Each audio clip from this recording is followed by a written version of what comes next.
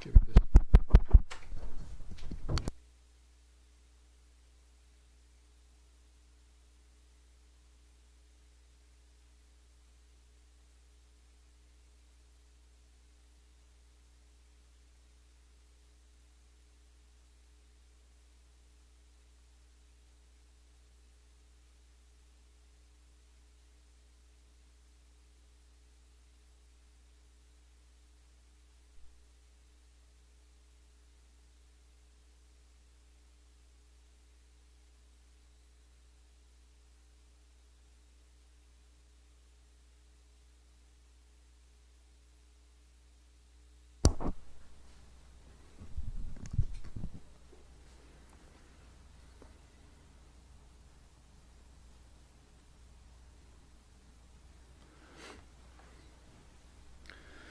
Om Shuddha Sharanam, Buddha Sharanam, Siddha Sharanam, Selva Sharanam, Maranoi Vinra Kana Sharanam, Pirarkena Vasum Perijoy Sharanam.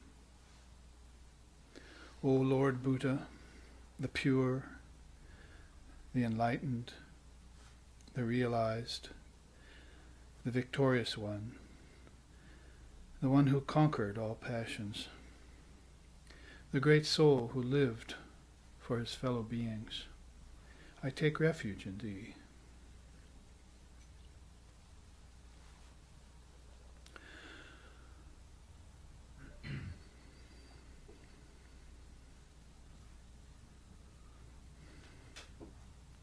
Om Satyena Labhyastapasa Hyesa Atma Samyagyanena Brahmacharyena Nityam Antaha Sharirehi Jyotirmayo Hi Shubhraha Yam Pashanti Yatayaha Kshinadoshaha. Om Shantihi Shantihi Shantihi.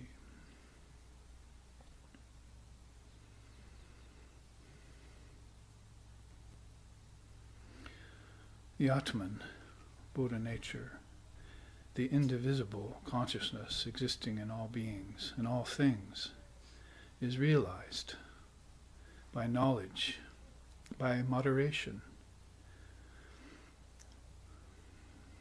by austerity, and by veracity, all these constantly cultivated.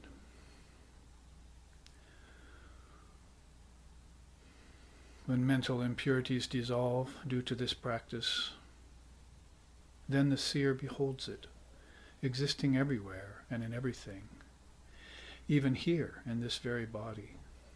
Om peace, peace, peace.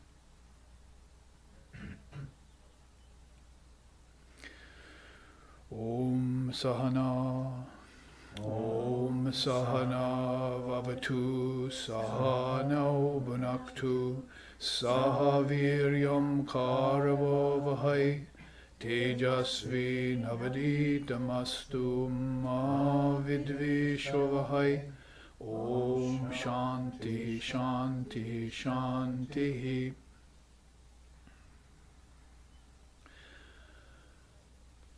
Brahman, the reality. May it protect us. May it sustain us. May it illumine our thinking process. May we not find fault with each other, with the world, or with the teachings. And may what we study be a source of inspiration to us eternally. Om peace, peace, peace.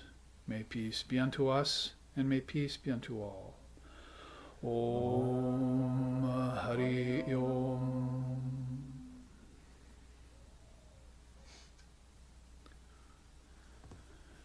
We have all gathered here on this Sunday at SRV San Francisco, live streaming. Welcome to our audience abroad and around the world, and to those who have gathered here of the SRV Sangha on really the time of Buddha Purnima, means the birth of Lord Buddha, which I think officially is tomorrow. I looked on the calendars.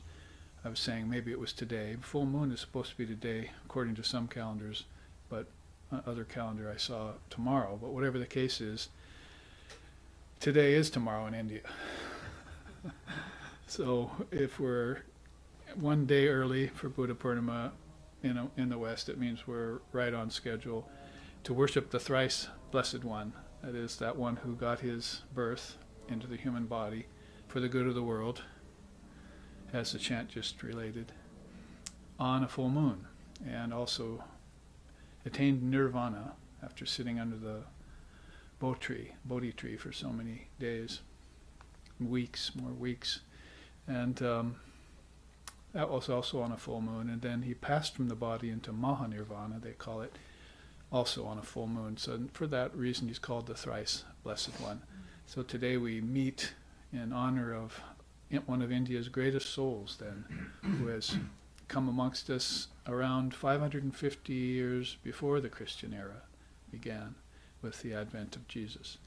So he was very early on, as far as we're concerned, but actually a rather late seer in terms of India, which is so ancient and goes back all the way to Krishna and Ram and millennia really before the Christian era. How many we're not sure, but probably a guesstimate, an estimate, or is maybe 5,000 years before the Christian era when we start hearing of India's great non-dual teachings. And non-dual there really means formless, means like our deep sleep state tonight, as we've been talking about yesterday in our class on the Svetashvatara Upanishad. That's the only thing we can really relate to formlessness unless we have a meditation practice. If we have a meditation practice, sometimes then we don't even know what formlessness is, because we're busy dealing with the thoughts of our mind, and that's not formlessness.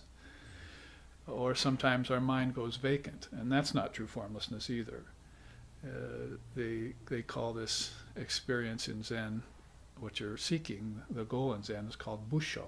It would be exactly equivalent with Vedanta's Atman, or Tantra's Paramashiva. And the experience across the board in yoga would be called a sampragyata, seedless samadhi. That refers to formless too.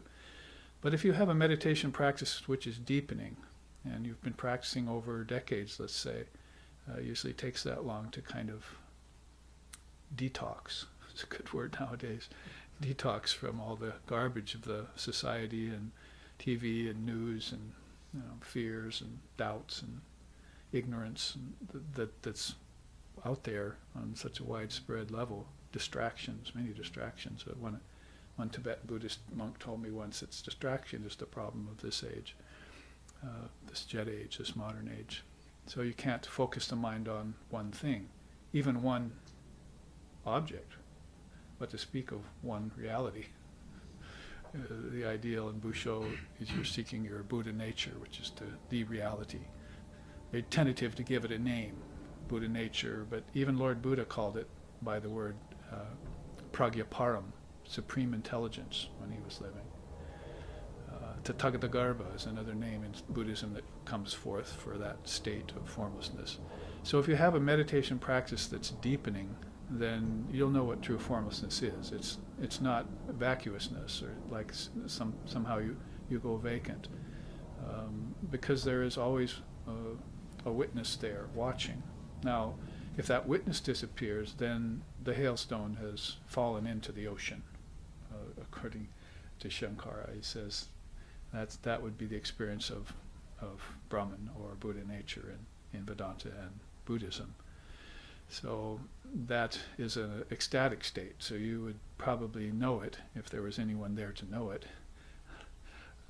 Again, very difficult to explain or talk about or describe, but you would be aware, let's say, of it by its earmarking of absolute bliss, unalloyed, uninterrupted bliss, is how they explain it in Vedanta when they speak of that word nirvikalpa. Kalpa means pretty much imaginings in time, which is what we're all doing when we come into a form. We project the worlds with our own minds, collective, cosmic, and individual, and then we come into them and we experience form with the five senses and the five objects. It all has to do with fives, as we've talked about in the past. Panchakarna, the fivefold cause of things. Fivefold mind gives rise to fivefold subtle senses, and fivefold subtle elements, and fivefold pranas are flowing, and then the fivefold gross senses, tasting, touching, hearing, smelling, and seeing, and then five elements that they contact. and the objects are made out of the 5 elements.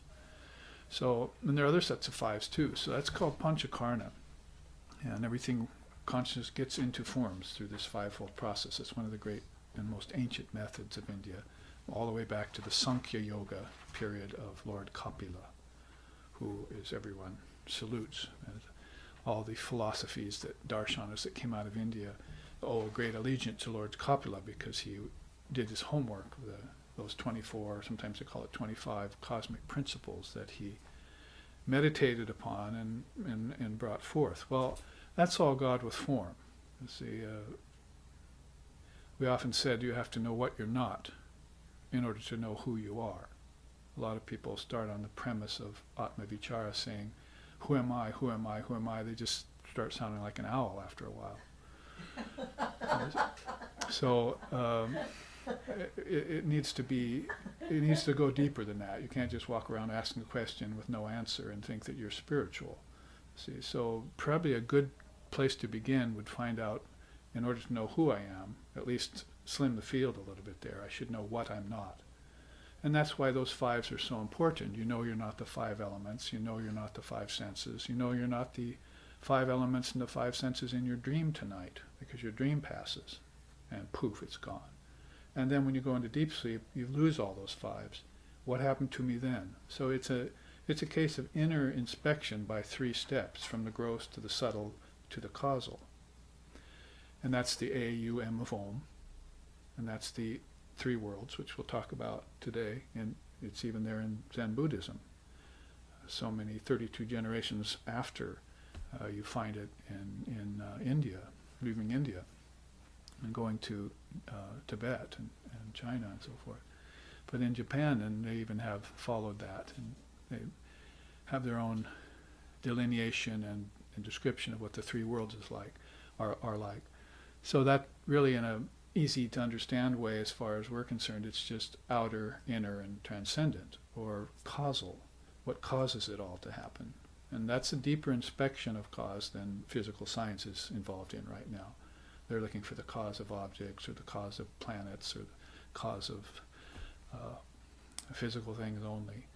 But really to find the answer to that, you have to make that connection from the external to the internal, that you have an internal consciousness, you have internal senses. There are inner worlds. Christ proclaimed them. Kingdoms of heaven are within you.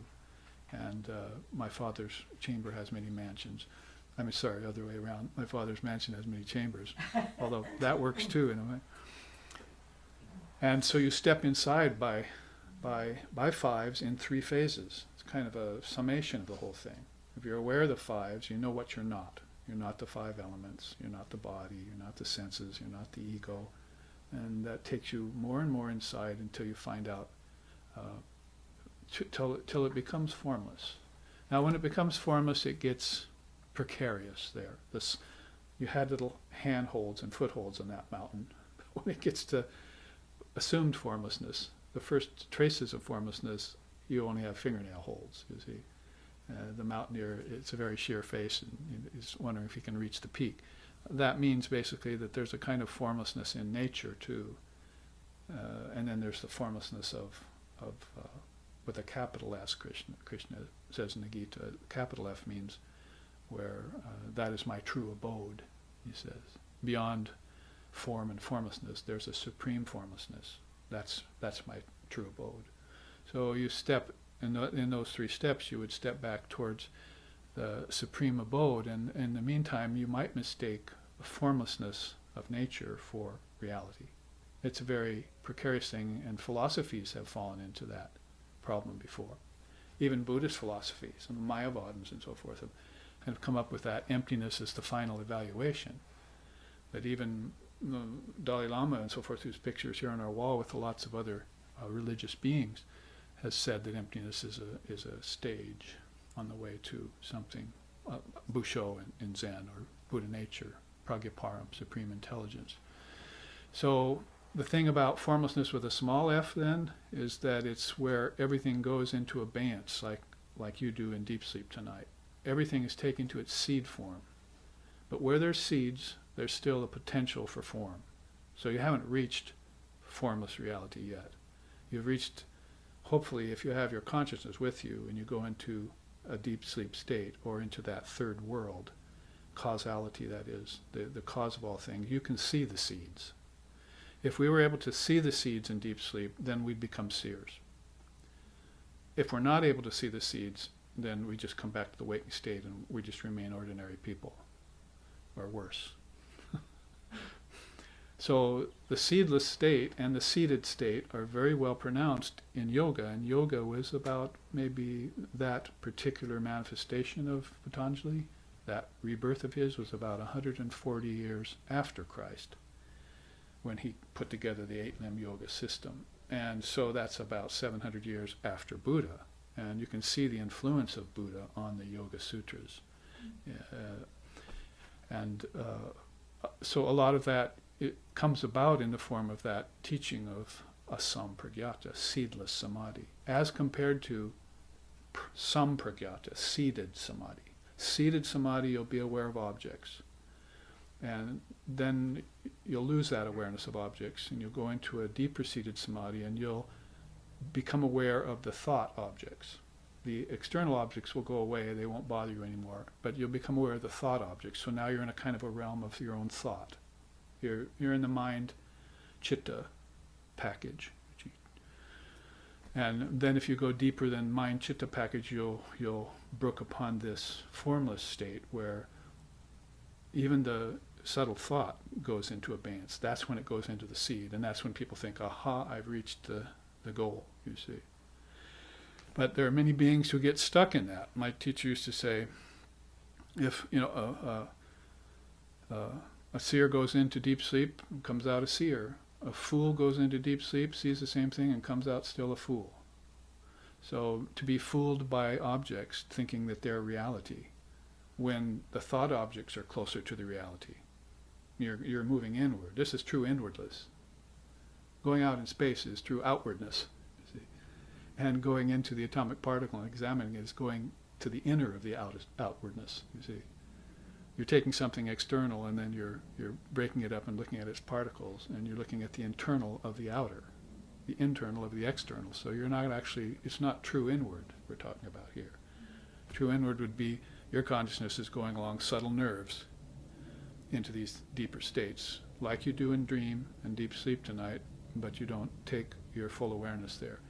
And there's the efficacy of the practice of meditation, is to hone your awareness so that it sees what's happening, what's transpiring. Meditation is slowing down the mind, isn't it?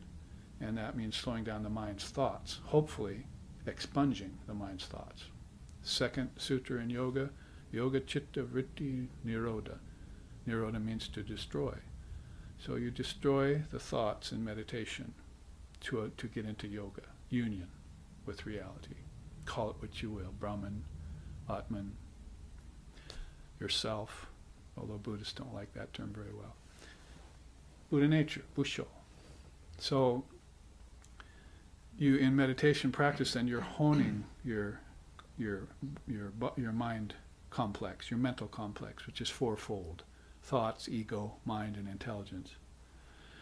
And you're getting it conditioned to hold on to consciousness while you take these inward steps. When people go to sleep, they just give them up. They just pretty much expire into sleep. They're tired from too much work or whatever. They just go completely, almost as if comatose for a while.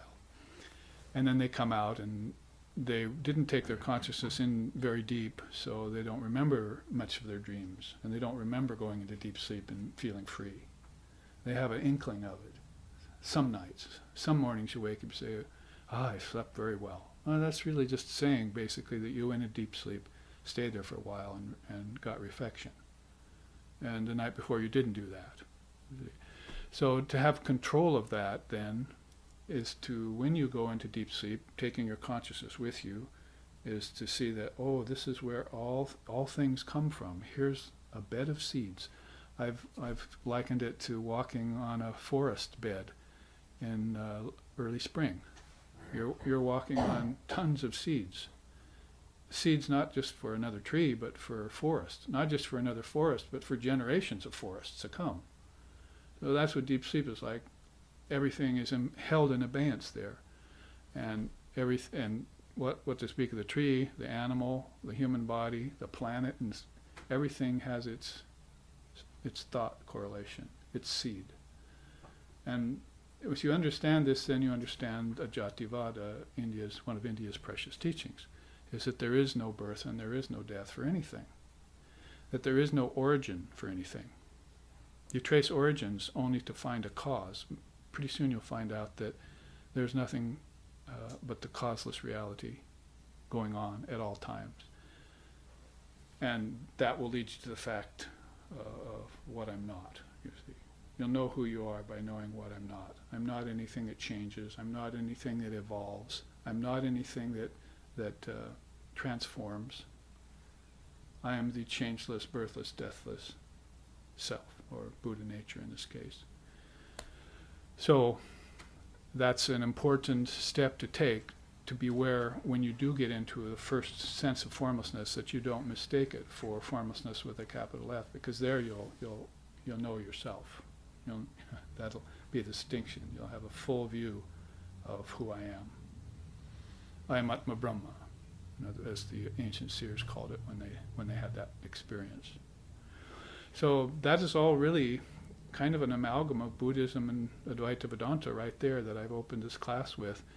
Today we're going to look at a few Zen Buddhist class, because here in San Francisco, none of you were present for the Zen Buddhist retreat I gave at Windward Waters on the Columbia River Gorge about a year and a half ago, nor for the retreat we held in Hawaii, and neither of those were live streamed, so you didn't really get to see the 6 or 7 Zen charts that I fashioned to give us a good look into that darshana. Now, darshana means a path of clear seeing, and there are 6 orthodox ones in India. We know them: yoga and Vedanta and Samkhya and so forth. And then those are called Astika, and then there's a bunch of Nastika ones like Jainism, Buddhism. Nastika just means that they don't put their full authority in the Vedas, like the Astika says the Vedas are the authority. Buddhism, actually, Vedanta wasn't in a very good form when Buddha visited the earth in 550 BC, so he had to come up with things like the Four Noble Truths. He wanted people out of suffering, and he saw religion wasn't doing it. So that and his Praticca Samutpata, the interdependent arising of all things, and with its 12 nidanas and links to 3 births, rebirth system, those were some of the great teachings he gave in some 37 limbs to enlightenment that were there in the early, what's called Theravadan path, or the small vehicle, they called it later. You had to be arhat. Arhat is a name for a monk back then. In order to get enlightenment, if you were a householder, you couldn't get enlightenment. No way. So you had to renounce the world. So therefore, Buddhism almost died. There's not many of us that have the monastic vocation on this planet, in this realm, because of so many different distractions and reasons. Maybe even our temperament isn't monastic. So then the greater vehicle came forth, Mahayana, and finally, Tibetan Buddhism in Marpa's time, Milarepa's time, about 1052 AD, and then Buddhism went to China, and then about the same time, and spread over the rest of the world, finally reached Japan. And that's the darshana that we want to look at today, is some of the Zen Buddhist teachings. But that means that if you look at the 7, 8 major religions of the world today, that you'll see that India amazingly has contributed maybe 2 or 3 of them. Buddhism, Hinduism, which is Vedanta in another name, and Jainism. If you count Jainism as a major religion, it doesn't have a lot of following, but it's still there. It's the extremely nonviolent side of religions. And probably it's 24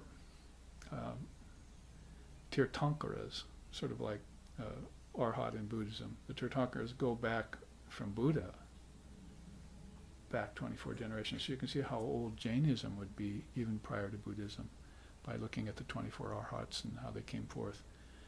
Finally ended up as Mahavir, as the most common one, and the one that most people think of when they think of Jainism, if they think of Jainism at all. But my point here being is that that's amazing. That shows you India's deep spiritual nature and her commitment that she would give birth not only to 2 or 3 of the major religions of the world, but all the permutations that came out of Buddhism too. The 3 worlds in Zen Buddhism, straight from the ancient Indian mind, ancient rishis, you see. And there it is now in another more modern form. So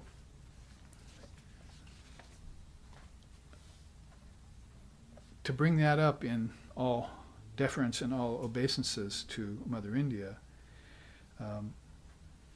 we can look at some of these great teachings. Now, as far as Lord Buddha himself, born around 550 before Christ, and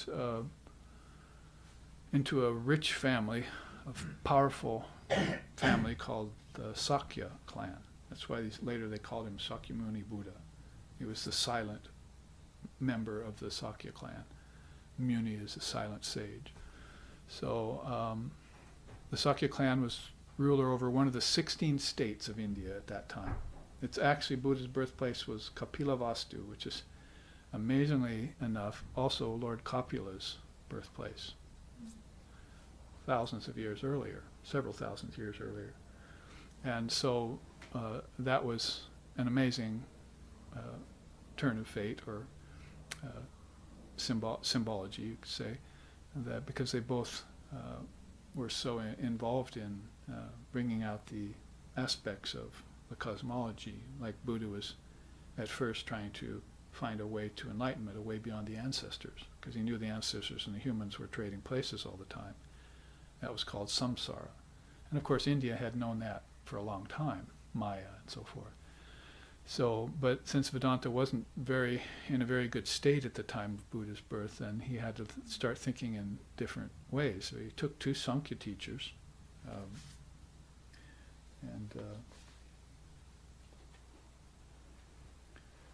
Arada Kamala and Rudraka Ramaputra were the name of his 2 Sankhya teachers. So Kapilavastu, he was born in, Lord Kapila's birthplace, who gave birth to the Sankhya philosophy thousands of years earlier.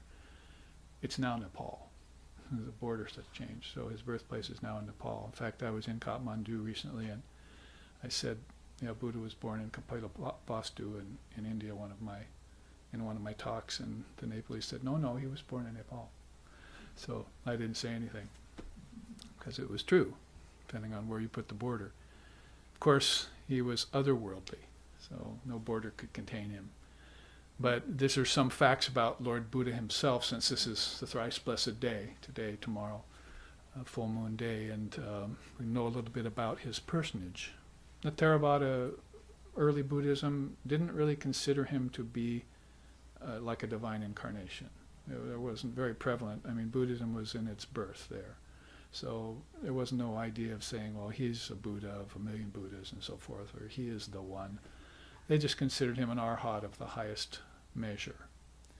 Sort of like the Jews didn't consider Christ a divine incarnation. They just considered him a rabbi, a very profound teacher, prophet, if you will.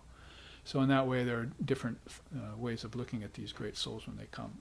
And it's up to each one to decide which way they want to see them. Like Vivekananda said about Ramakrishna, you can look at him as an avatar of Kali in this age, the most recent avatar. You can look at him as an enlightened being, as a seer, as a sage, or just as a God-centered man. Doesn't matter. Just look at him. Just take him in, because he's this very recent incarnation, a Buddha-like incarnation here, that has turned the world on its ear.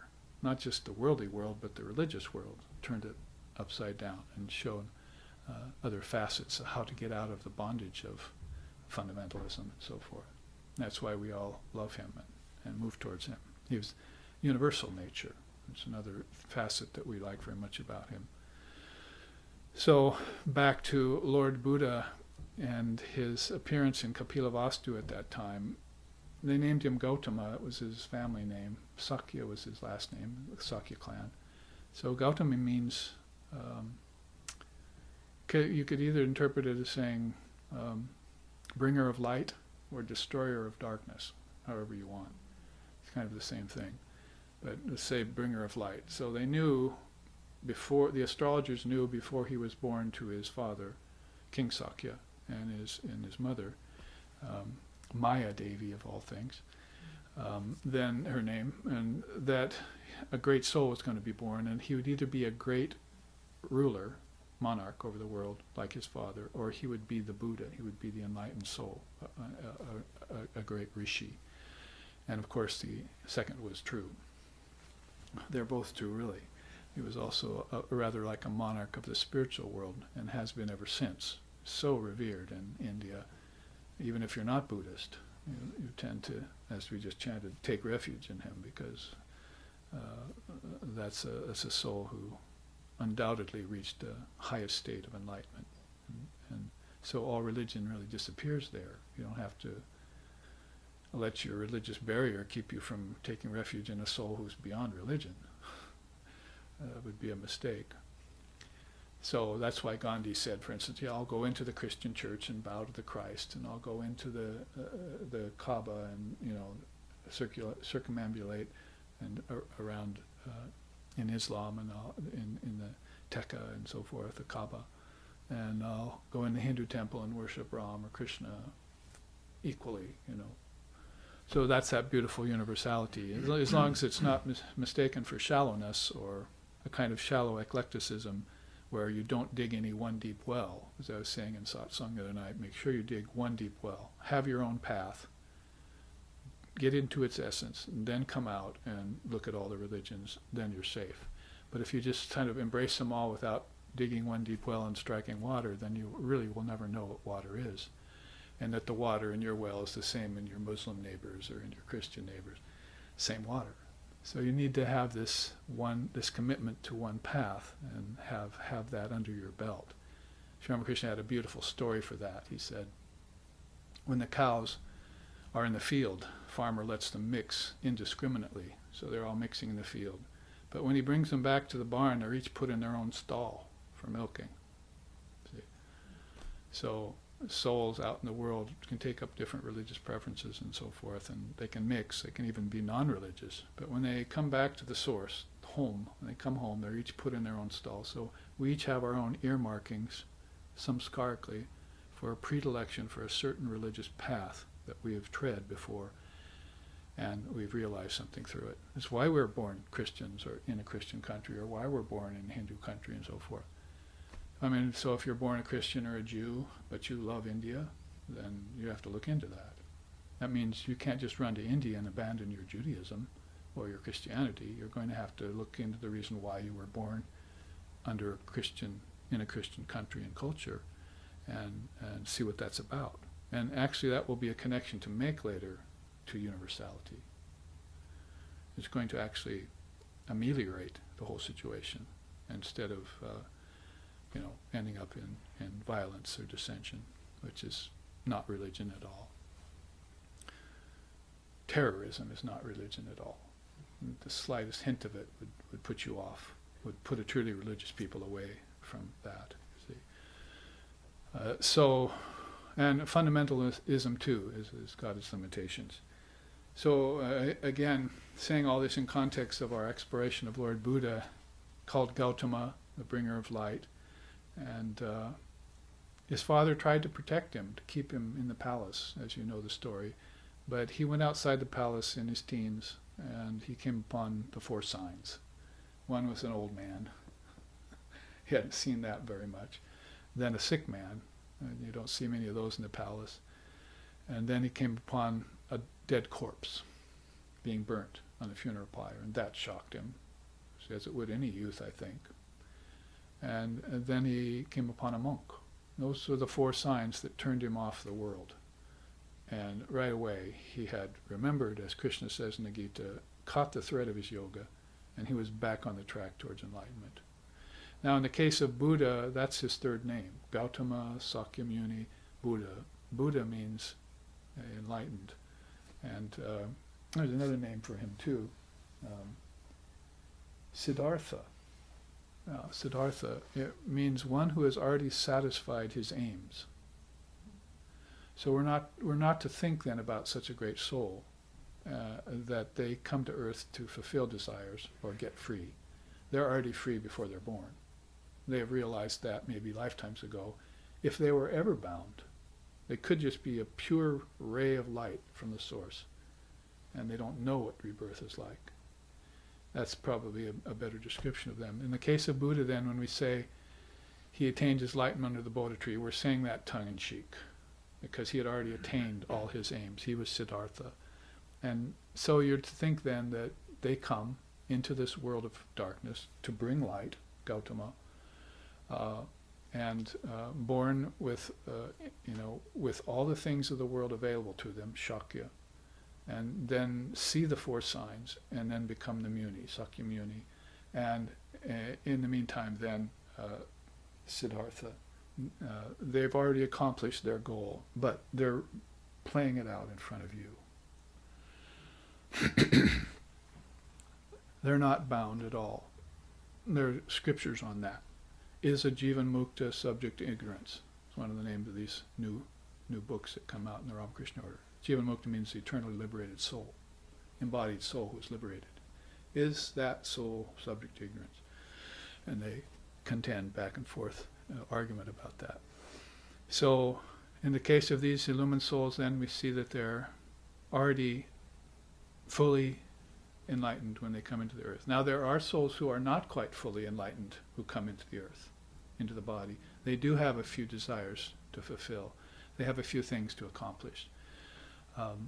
If it's the work of God, then you're probably, and they're aware of it early on, then you probably wouldn't call them bound at all. But if there are other things that they have to satisfy yet, then there might be at the lower stages of enlightenment. There are 10 pure lands in Buddhism, for instance, and some of the Buddhists who proclaim some of their fellows to be highly realized are at the 8th, 9th, and 10th land, or Bhumi they call it, of enlightenment. But there are some souls who had just attained enlightenment in a recent lifetime, and they're living their first free life.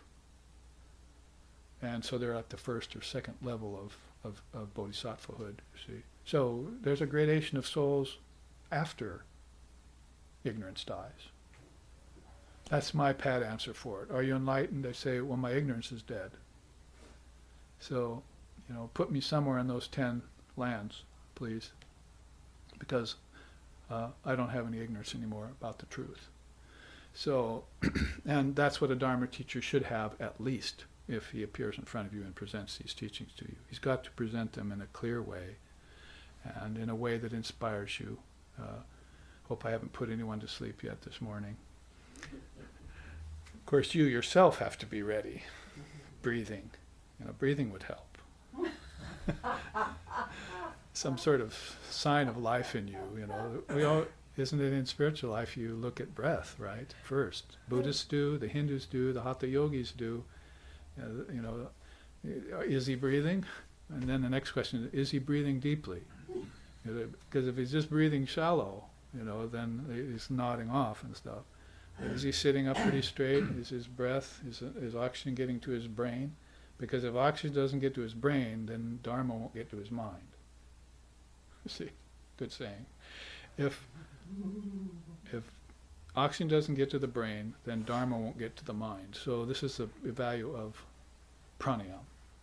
We call it in yoga. Fourth limb, right?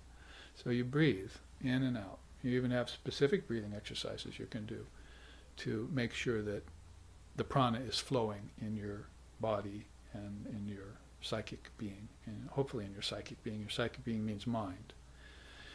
And then you'll be able to take in huge amounts of teaching, which is what you want to do. Usually teachers like myself and my teachers inundate you with teachings. They don't just give you a little bit and say, go away and think about that and come back in a week. If we get you in a room, which is rare, then we're going to pour a jar of Dharma water over you. So Dharma drops in the bucket, Buddha said. So we just pour the whole thing on your head. It doesn't matter if some gets away. See, but we want ignorance to get washed out enough so that your third eye might open for a minute, or your heart chakra might open for a minute, and you will see the truth, and the truth will set you free. There's a beautiful thing about taking refuge in the Buddha, as we were just chanting, or taking hand in Sufism, or taking mantra diksha in Hinduism, or getting baptized, if it was in an authentic way in Christianity, like John the Baptist did. The beautiful thing about that is that at that moment you're free, but you're not acting like you're free, and you're not thinking you're free. So your mind has to catch up to the fact that you got freed when you got the mantra. Your lifetimes ended. Your series of future lifetimes ended. And now you just your mind has to catch up with that fact in this lifetime. If it doesn't, maybe another lifetime or two. But compared to hundreds of lifetimes lived in ignorance, that's not a very long time. And besides, you want to live one conscious lifetime, isn't it?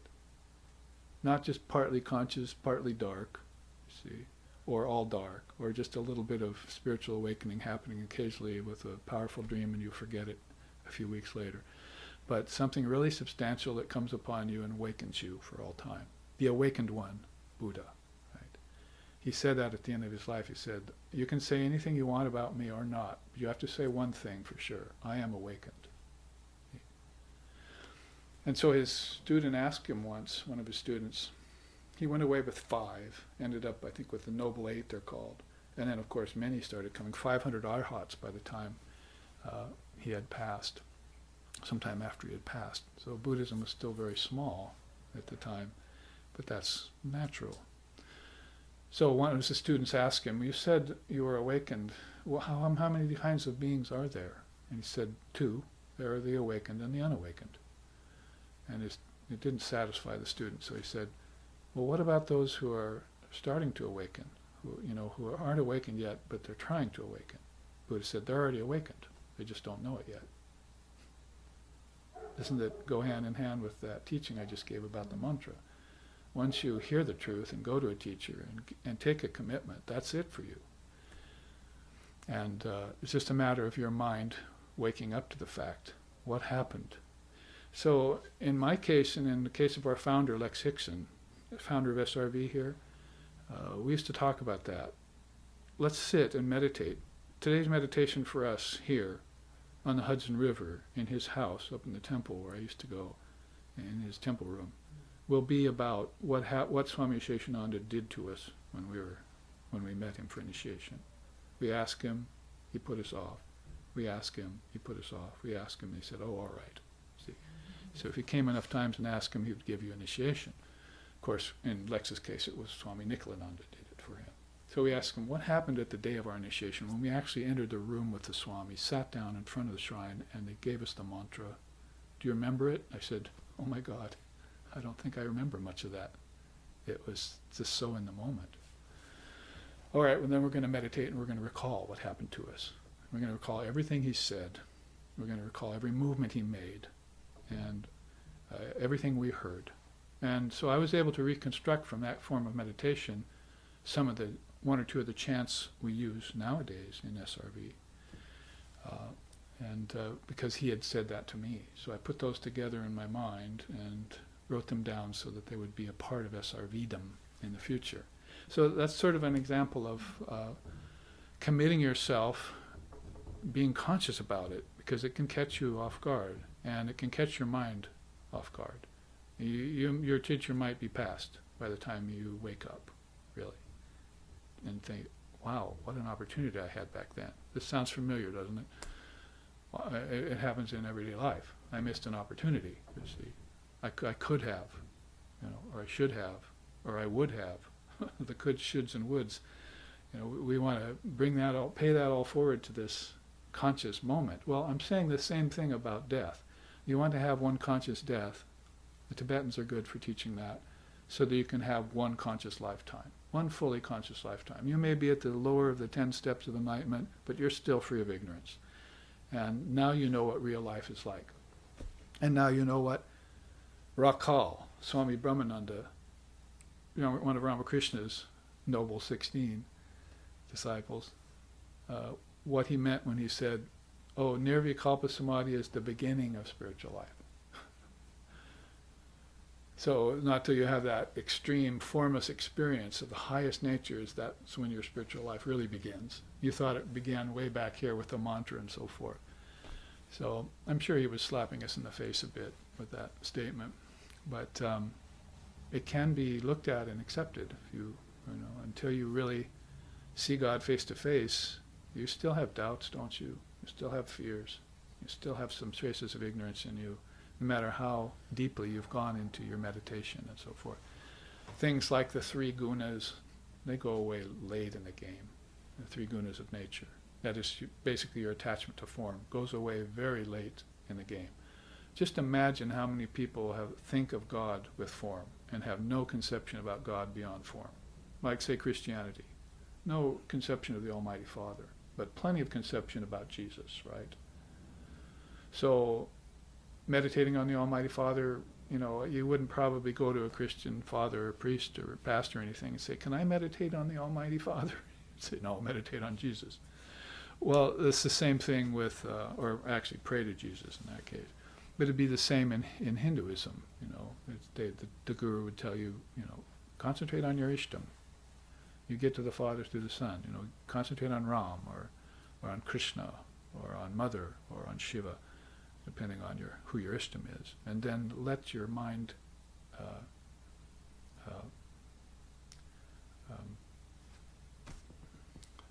graduate.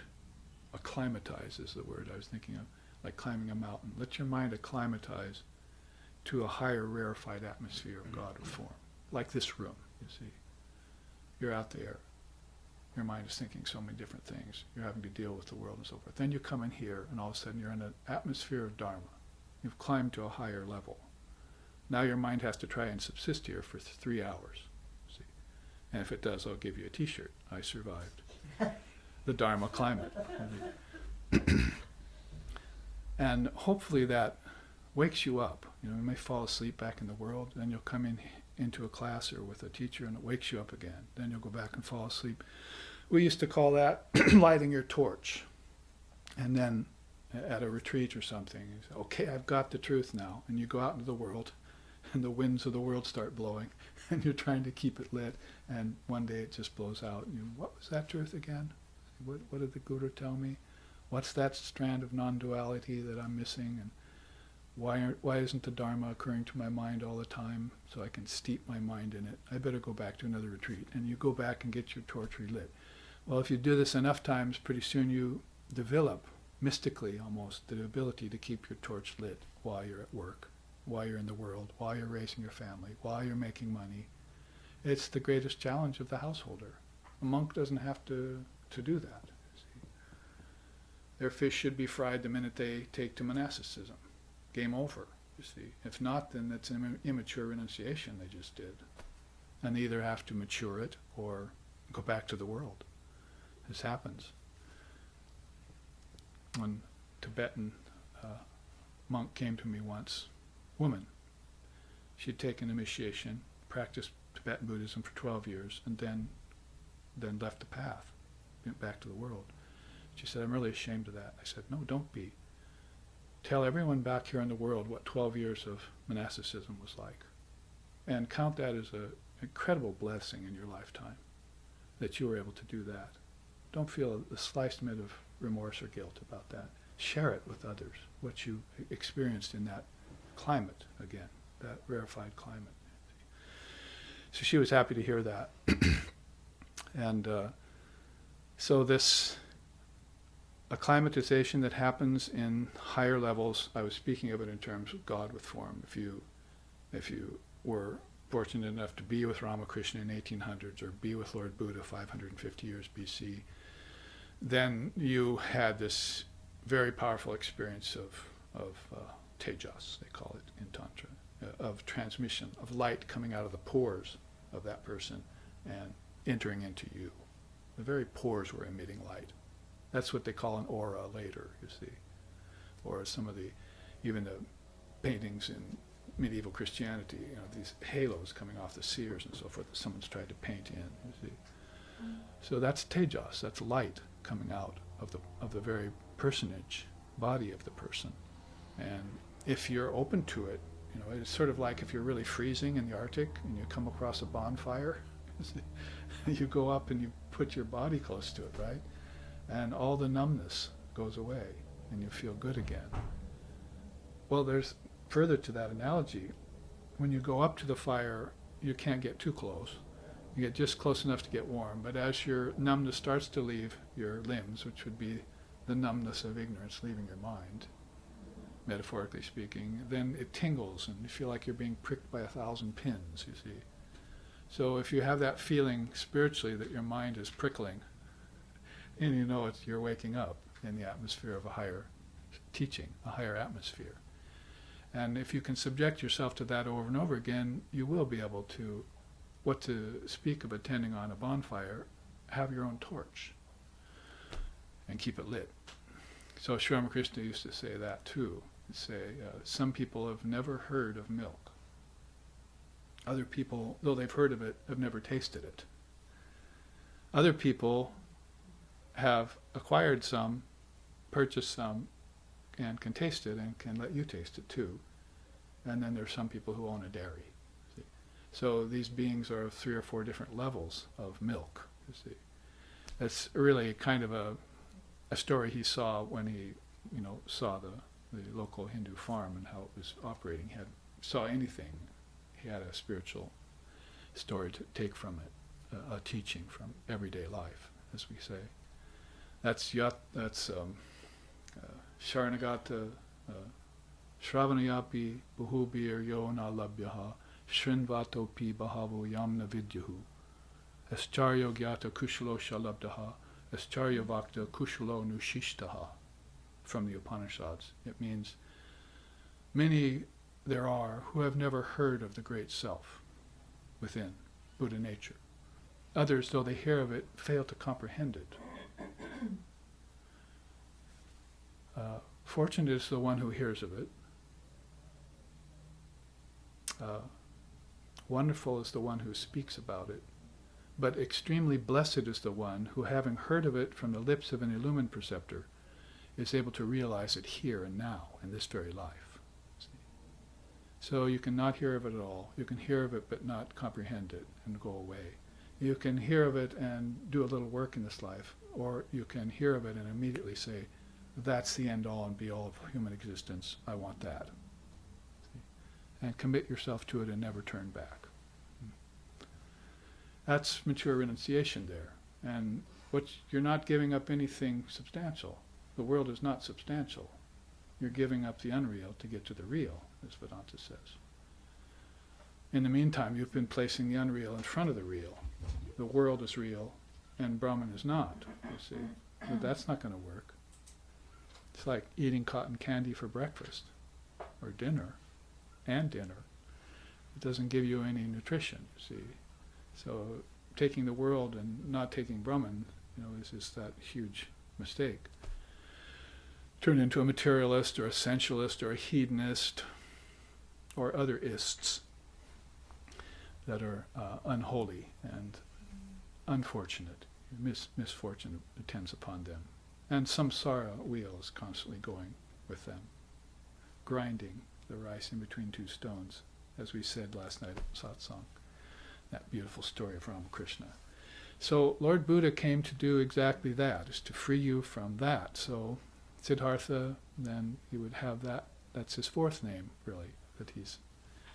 Now his mother died, Maya Devi died when he was 8 years old. 8 days old or something like that. And then an aunt on his sister's side came to be his stepmother. So he was raised with her. And then he married. His father got him married to Yashodhara, Buddha's wife, a nice Hindu name. And they had a child, Rahula, means chain around my neck. So you can see the Buddha's thinking even early on. He wasn't not meant for the world. He had other higher things to do. So, and you don't need to grimace at that. Most of the children of the world are chains around our necks. What we're looking for is dharmic children. They will be absolute helps to the world. The others are hindrances. They're evil. They're detached. They don't care for you. They betray you. Beautiful poem by Milarepa, song that he sang says, "I've given up the daughters and sons of samsara. See? First my son seemed like a babe of heaven. Then he started causing trouble with the neighbors. In the end, he was my creditor and foe." See? So I've given up all the children of samsara. So what we're looking for here is the children of dharma. And we can't blame them if we don't teach them, right? If they end up to be lost in samsara, then it's either they have a lot of karma that they couldn't get to in this lifetime, and we couldn't help them, you see, get to that karma. So we have to be enlightened ourselves in order to help enlighten our children. Starts with you. It all comes back to you, as is the karmic law with everything. God and devil have nothing to do with this. This is your karma we're talking about. After you deal with your karma, then you can deal with God and devil in a proper way. So what else could we say about Lord Buddha? Yeah, we said his aunt, Mahaprajapati, or Mahaprajapati they call her. So Buddha got married at the age of 16 to Yashodhara, bore his son, and then he lived his life. There are many events of his life we could talk about, but I actually want to get to some of the teachings on these charts before the break. Probably we could flash forward to his Mahanirvana. He was about 80 years old when he passed, so he's one of the rare cases of a soul who lived a long time. Enlightened souls sometimes live a very short time on purpose. They can concentrate everything. Like yesterday we were talking about Shankara, right? Because it was his birthday at the end of April. So April, May is always a Shankara Buddha kind of feeling in SRVdom and around the world. And these two great souls are the peak of Advaita Vedanta and the peak of Buddhism. So they're really beautiful bookends, you might say, complementary bookends, I would say. Because Vivekananda made that remark. There's no difference between Vedanta and Buddhism. They're the same. They may have different teachings and they come in a different language, one in Sanskrit and the other in Pali, which is a later form of Sanskrit. But nonetheless, you can't separate India from Buddha and Buddha from India.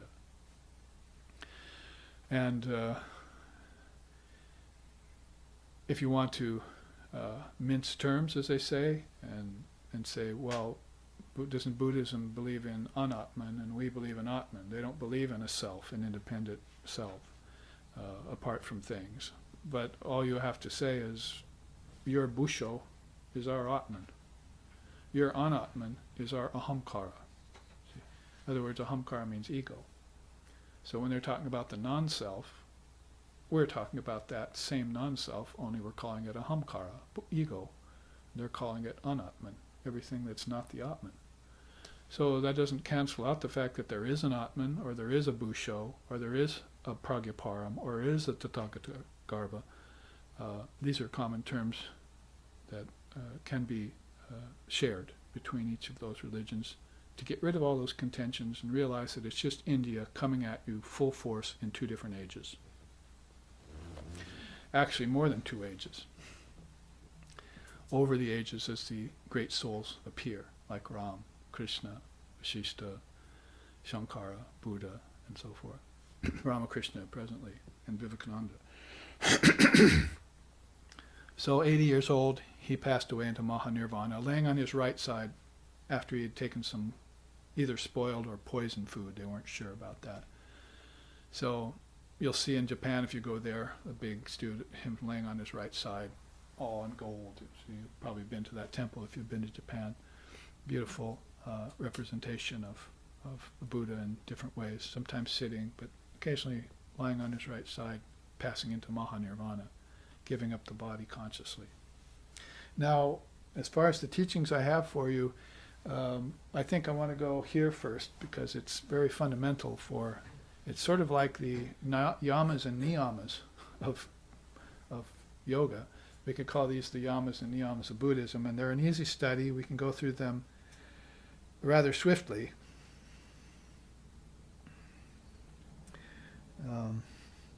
Find my copy here.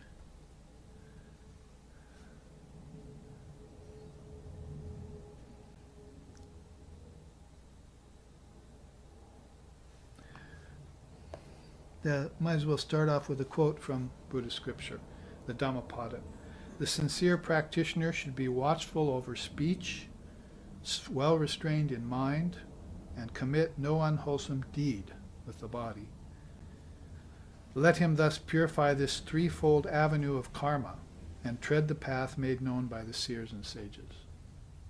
So it sounds Indian to me, doesn't it? It sounds very much like right out of India. They want you to control speech, mind, and body.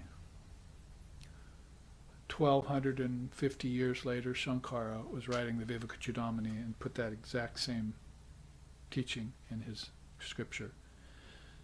It's called the Doorways to Yoga, and it started off with quieting your mind, quieting your mouth first, and then quieting your mind and sitting in silence. The whole thing was then from there you could march in. But if your mind was active and your mouth followed suit, then you'll see them out there constantly talking about nothing. A stream of zeros coming out of their mouth from the minute they learn to talk till their dying breath. See? And without any profundity whatsoever in them. See? Like Sri Ramakrishna said, my ears have caught on fire with the talk of worldly people. Where are the devotees? I want to speak with them about spiritual experiences. As soon as he said that out loud from the Kali temple roof one night in his angst, then Rakal came, then Swamiji came, the young boys started to come, and people from the vicinity, outlying vicinity, began to visit him so he could talk about spirituality with them. So this worldliness, he said, is a chronic disease of the age. Worldliness is a chronic disease of the age. So you're going to need to get rid of that by attending holy company. Remember the chart we had here yesterday? And the wisdom path starts with Dharma and then leads on to holy company and finally onwards to austerity and so forth. And that's how you get rid of ignorance. Ignorance is unreal, so how can it cause you any doubt? Pramadana na sandeyaha kim karishyami vrittiman, the Avadhuta says in the Avadhuta Gita. Ignorance is not real, so how can it cause you any doubt? So when you're getting rid of your ignorance, you're getting rid of something that's not real. Sort of like taking a lamp into a dark cave. The cave has been dark for 1,000 years, right? As soon as you bring the lamp in, what happens? Does it take 1,000 years for the darkness to go away? That's how they define ignorance in your mind. It's a veil. It's a veil of nescience. See, we'll look about that because it's both a Buddhist teaching and a Christian teaching called the cloud of unknowing, the curtain of nescience. What is that darkness in our mind that we can't penetrate through, that we try to? Even when we meditate, it's hard to get through. That's the curtain of nescience, they call it. So we'll look at that in the second half. So this again is back to this stilling the mind, and if your mind won't get still, try stilling the mouth. It's called Mauna. What was his name? Shakya Muni. Muni means to be silent. It's a form of the Sanskrit word Mauna. In Hawaii, Mauna means, in Hawaiian it means mountains. I live on the slopes of one of the volcanoes that's called Mauna Kea. So it's silent up there. So anytime you use the word in any language, it seems to have that connotation to it. High, elevated, lofty, silent, quiet. It's very noble, or let's say ennobling, for the soul to be quiet. And it's going to be one of the first doorways that opens into yoga practice for you. I've seen people who are garrulous. See, there's a woman who's very talkative. So one day I called her Loquacia. Loquacia is a nice name, right? Well, if you're loquacious, it means you're very talkative. said, "Is that my spiritual name?" I said, "No, I hope not. But it suits you right now."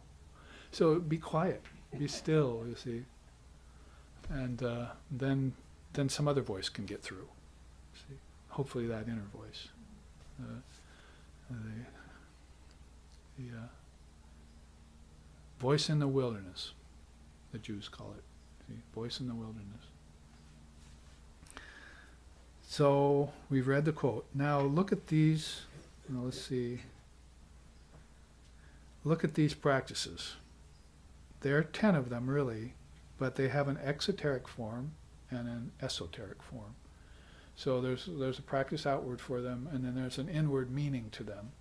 And sort of like the 10 yamas, niyamas, these are rather, I think, again, point to the fact that there are basic studies in Buddhism and in India that pretty much coordinate with one another. They're just given to you a little different wordings in different ages. Somebody has to come back and reformat them.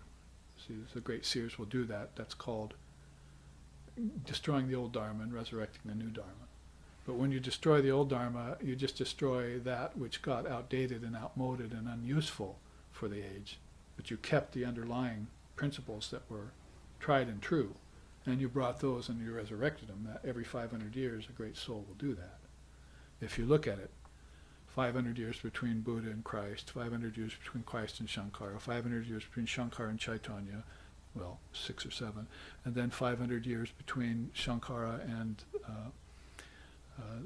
Chaitanya, I said, and then Chaitanya to Ramakrishna, about 400 years or so.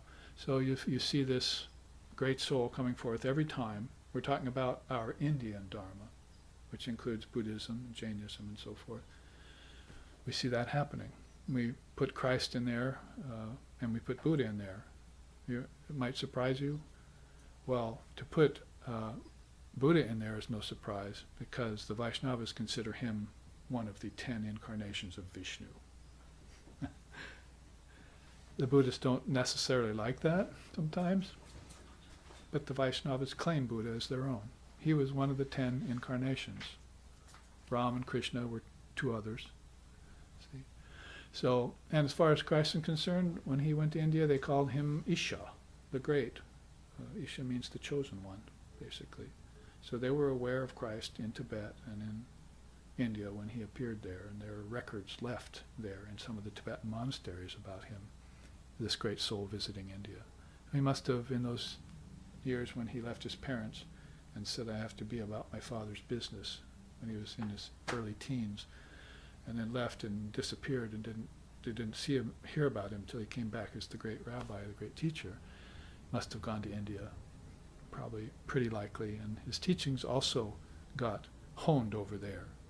The ancient Dharma that is there beyond religion, with the Dharma teachings that are applicable in every walk of life and every religion, just have to uncover those and bring them up, as I say, according to the age and the people that you're speaking to. If you have fishermen and tax collectors as devotees, you're not going to be able to give them the non-dual reality of Advaita Vedanta.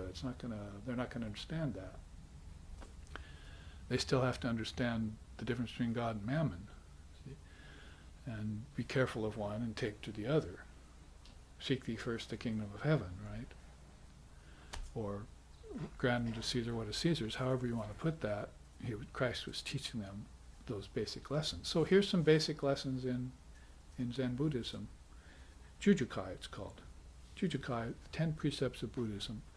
Now, let's look at the exoteric form first. But before we do, let me read this quote here that I put, because it's one of the recent Dharma teachings I've resurrected that I think is very important in my experience of looking at Westerners, because my experience has been mostly trying to bring the Dharma into the Western context. It's not an easy thing, I'll tell you. It hasn't been an easy ride or a fun ride. But as I said yesterday, we're trying to make inroads into the materialistic mind so that some light from higher principles can reach there. And yesterday I used the example of driving a pylon into the riverbed out here in order to put the Bay Bridge up. You know, this big, huge metal iron things. You have to drive them deep, deep, deep into the bottom of the bay in the mud, you see. Well, that's kind of an analogy of how if you don't drive them deep enough, the bridge is going to be swaying a little bit, you see, and it's not good. People are going to be tumbling off with their cars. So, in the same way, these Dharma teachings have to be run deep, deep, deep into the Western consciousness. And we hope that it'll have some effect in this lifetime for a few of us.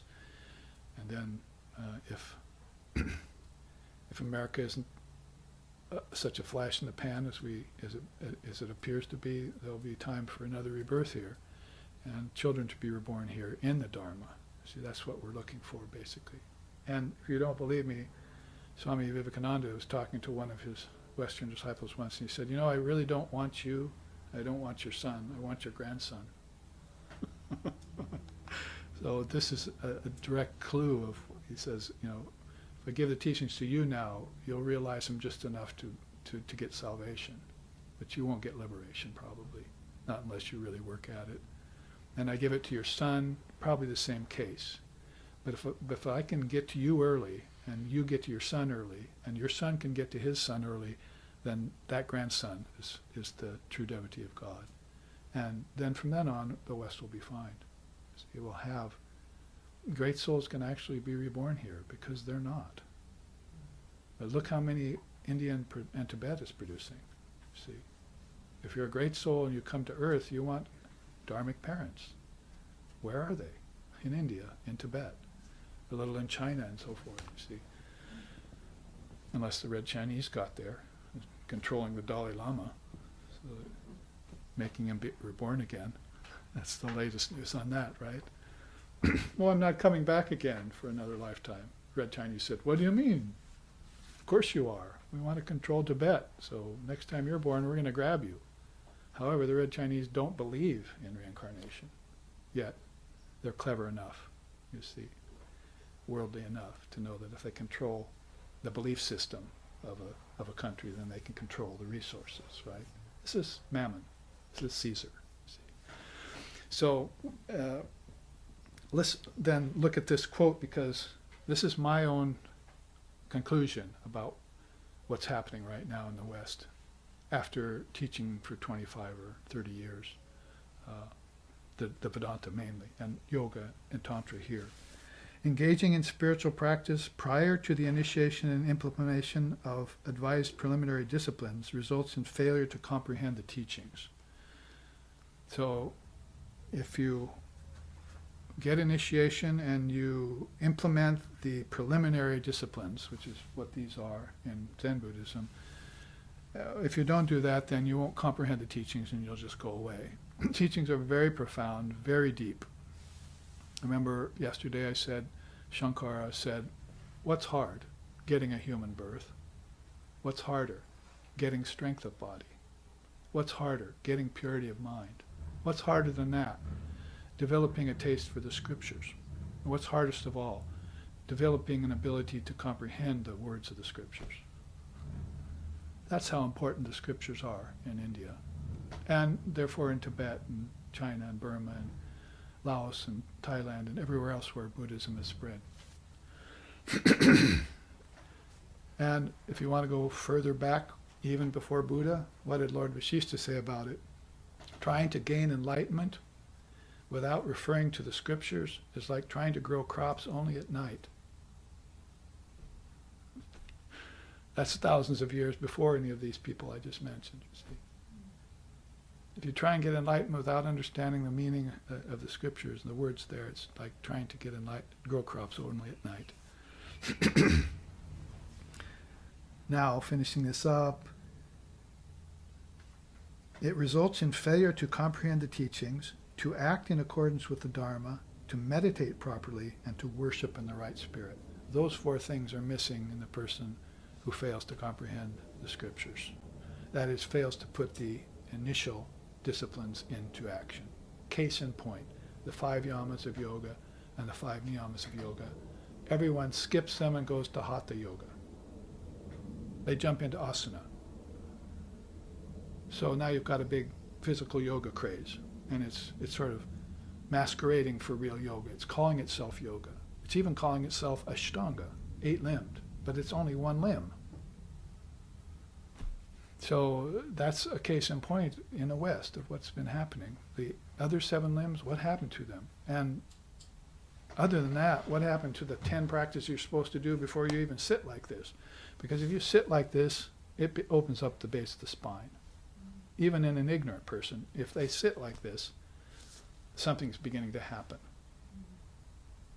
See, and are you ready for it?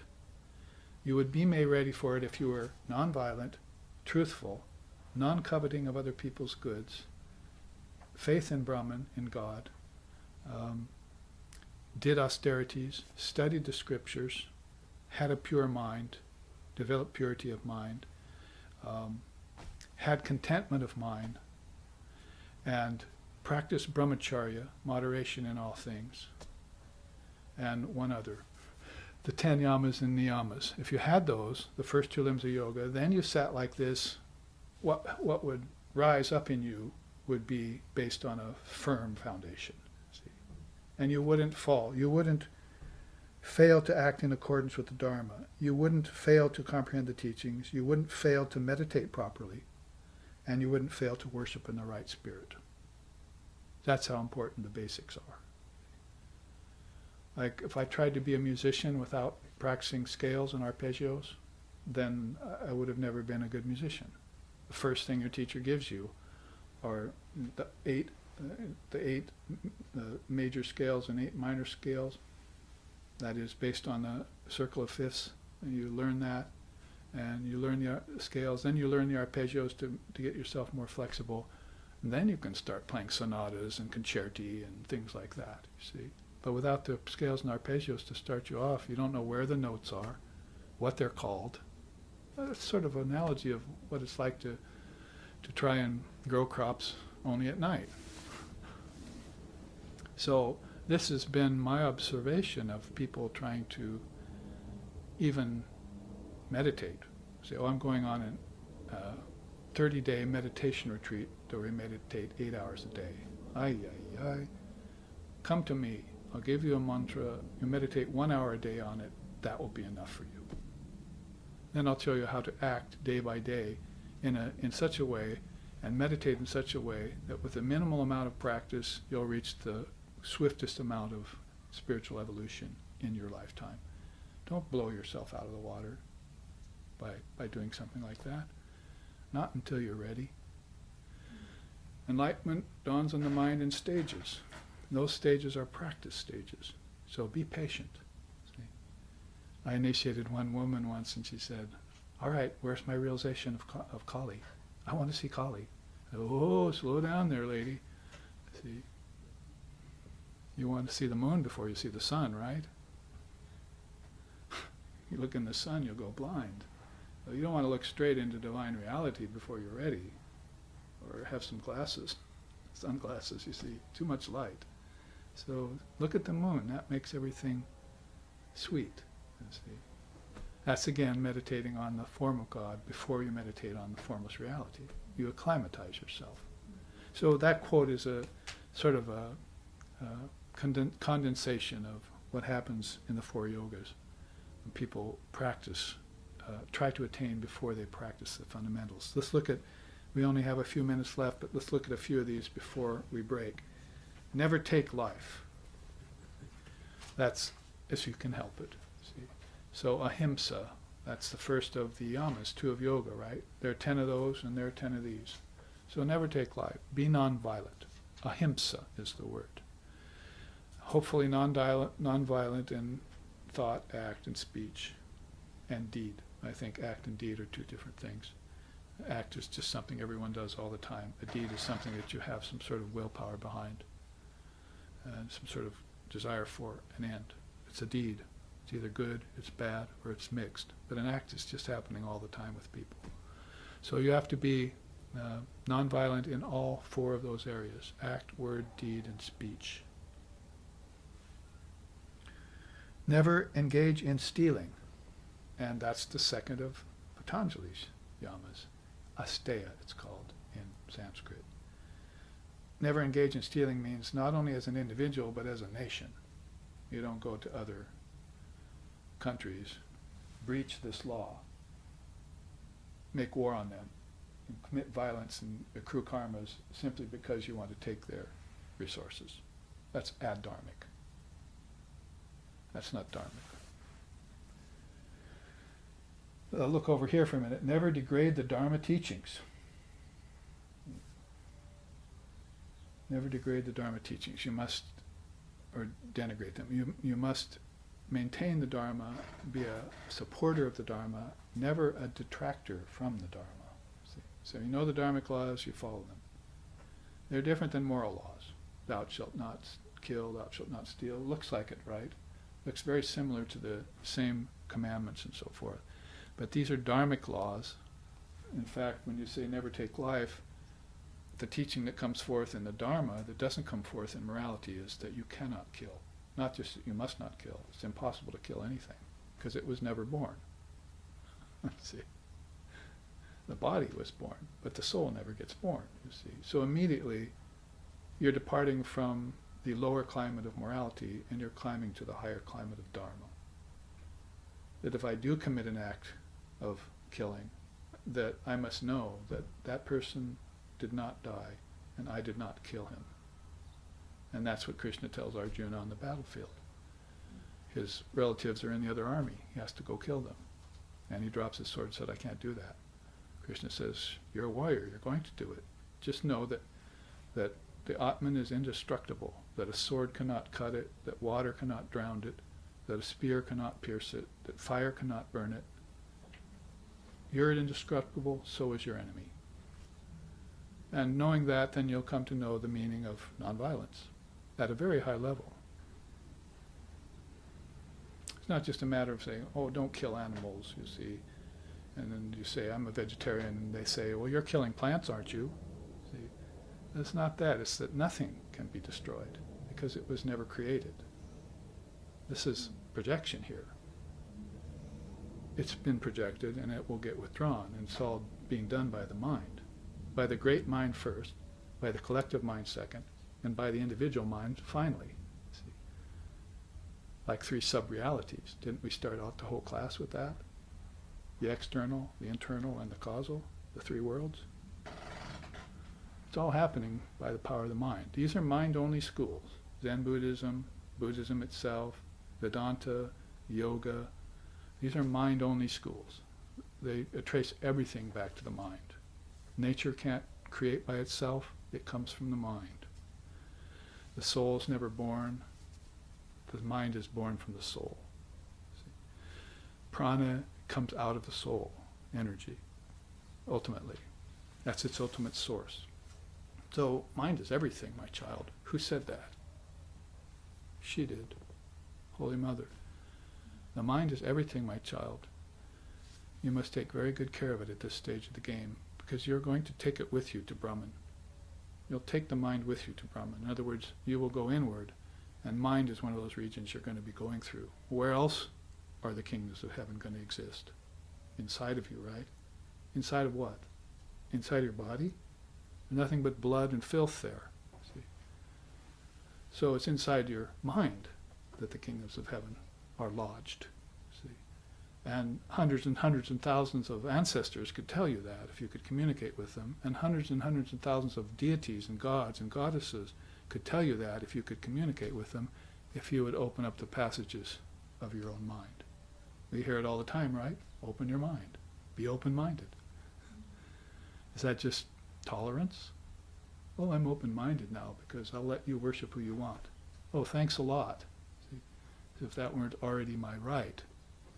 But true open-mindedness is going to be opening your mind to everything that's within you. And everything is within you in seed form. The thoughts are the seed form of the object. This started out as a thought in someone's head and later on became an iPad. See? That's what it's called, isn't it?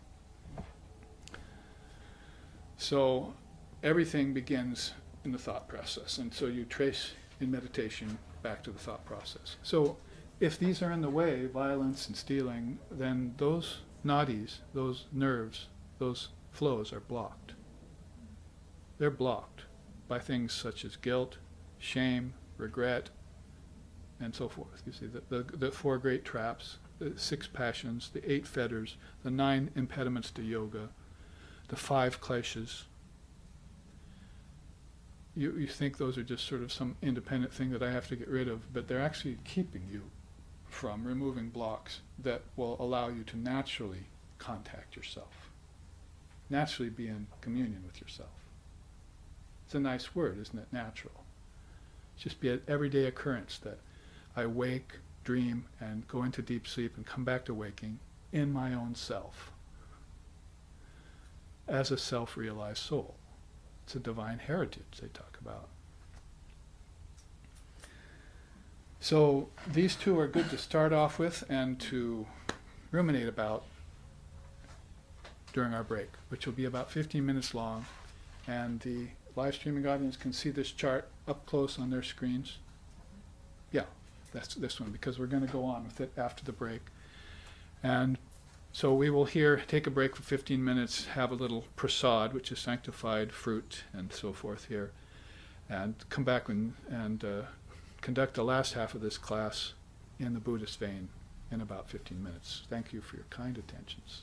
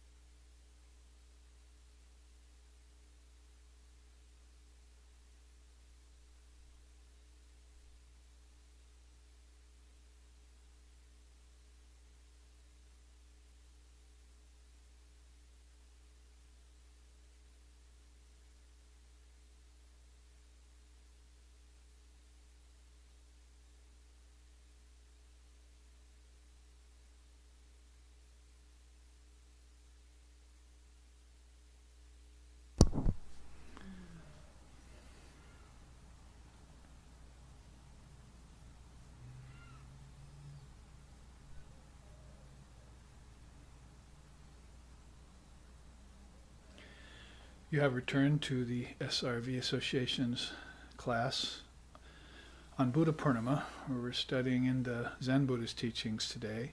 Yesterday we studied Upanishad via Shankara, because both of those birthdays are usually in May, but Shankara's fell this year, late April. And I've just arrived on this Dharma visit, which is about 4 times a year. I come to the centers in Portland, Oregon, and San Francisco, and share these Dharma teachings.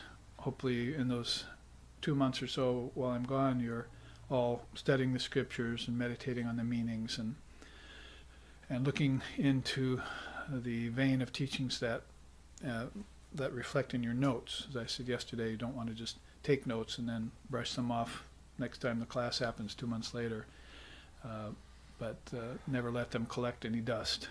Always be looking at them and reflecting on them. Or if you don't take notes, keep them lodged in your mind, those things that strike you the deepest, and those can be fuel for your meditation. In accord with what we were just saying about how a person can meditate for years and years without ever really even concentrating. In yoga, meditation is the 6th limb, and then, concentration is the 6th limb, and then meditation is the 7th, and then the 8th limb is samadhi, having the actual spiritual experience of reality. So you need to concentrate before you can meditate, and concentration will demand that you've mastered the 5th limb, which is pratyahara, which means being able to withdraw your mind from objects. And not only the physical objects, that's first stage of it, part A. Part B is keeping your mind from thinking of objects, part B. So that's all the upper limbs of yoga, 5, 6, 7, and 8.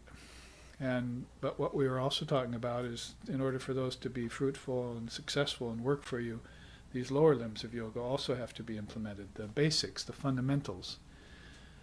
And you can't complain about them not giving you a manual for that. There are many manuals and systems in India in its dualistic and qualified dualistic levels, that they call them concessions, the seers. As far as the seers are concerned, you should always be living at a non-dual level. None of these misfiances and delusions and deceptions and so forth should have ever gotten into your mind in the first place. Since they did, then they give you concessions to do some systems like these lower limbs of yoga, or jujukai, what we've been studying here. Let's finish that up. We said never taking life, never engaging in stealing, never being unchaste. That doesn't mean just sexually or sensually, but it means to your ideal.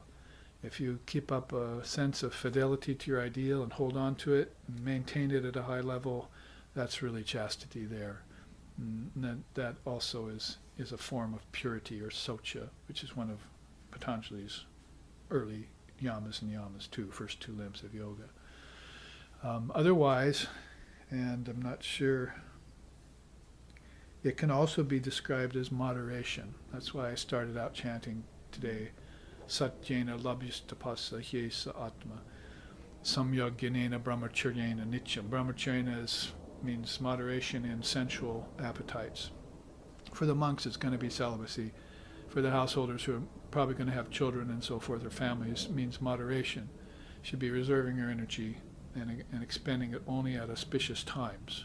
Energy means from your eyes, from your ears, from your 5 senses, and from your lower apertures. All that, you need to be able to retain energy, except where the power of excretion is necessary, with your waste and your perspiration and so forth.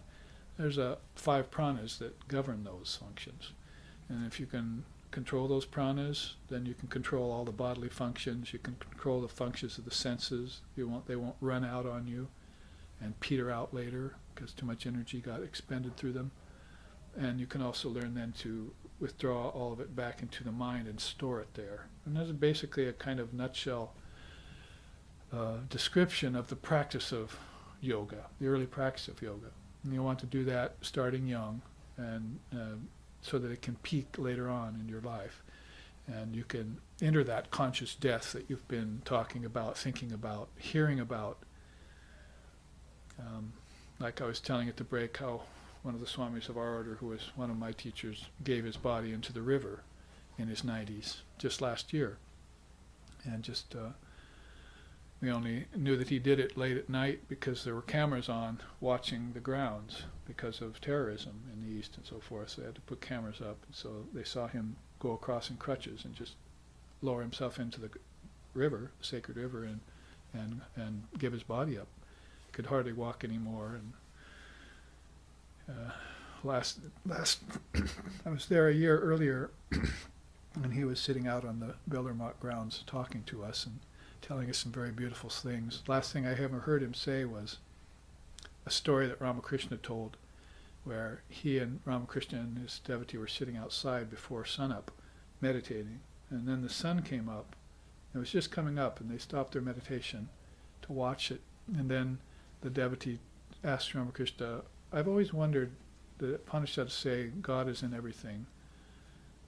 How's that possible, that God can be in everything? We see evil, we see limitation, we see animals and insects, we see deformation, we see all sorts of problems in the world. How is it that Brahman is in everything?" And Sri Ramakrishna said, "See all these dewdrops here shining in the sun? Light reflects in every one of them. Just like the light reflecting in every dewdrop, Brahman reflects in every human being, in everything." So that was the last thing I heard Swami Damodarananda tell before I bade adieu to him and left. And then months later he offered his body into the river. So we know Swami Vivekananda picked a time in the almanac, unbeknownst to anyone else. He had it marked, and when he was going to leave the body at an auspicious time. Astrology in India is a far, far more advanced science than astrology here in the newspapers, by the way, just so you know. But anyway, he then picked a time, and last words they heard him say was, go meditate, I'll be there soon. He was telling one of his devotees to go to the shrine room and meditate, and he would be there soon. So the last thing that words out of his mouth was, "I'll follow you," or I'll be there soon with you. And then they came back and found him at 39. Energy had just come up his spine and exited out his crown chakra, and there's a little blood coming out of his eye and nostril evidently, and a smile on his face, and he had just given up his body on purpose. And he told us earlier, he told his devotee, Sister Nivedita and so forth, that he had meditated in the ice caves of Shiva, and Shiva had appeared to him and given him the boon of Mrityunjaya, that he could have victory over death, and he could leave the body anytime he chose. So that was a boon he got in meditation on Shiva. So it made perfect sense then that he could choose a time when he was passing away, and his body had gotten diabetes, and they call that Swami's disease, by the way. And he had really spent himself for the good of the world.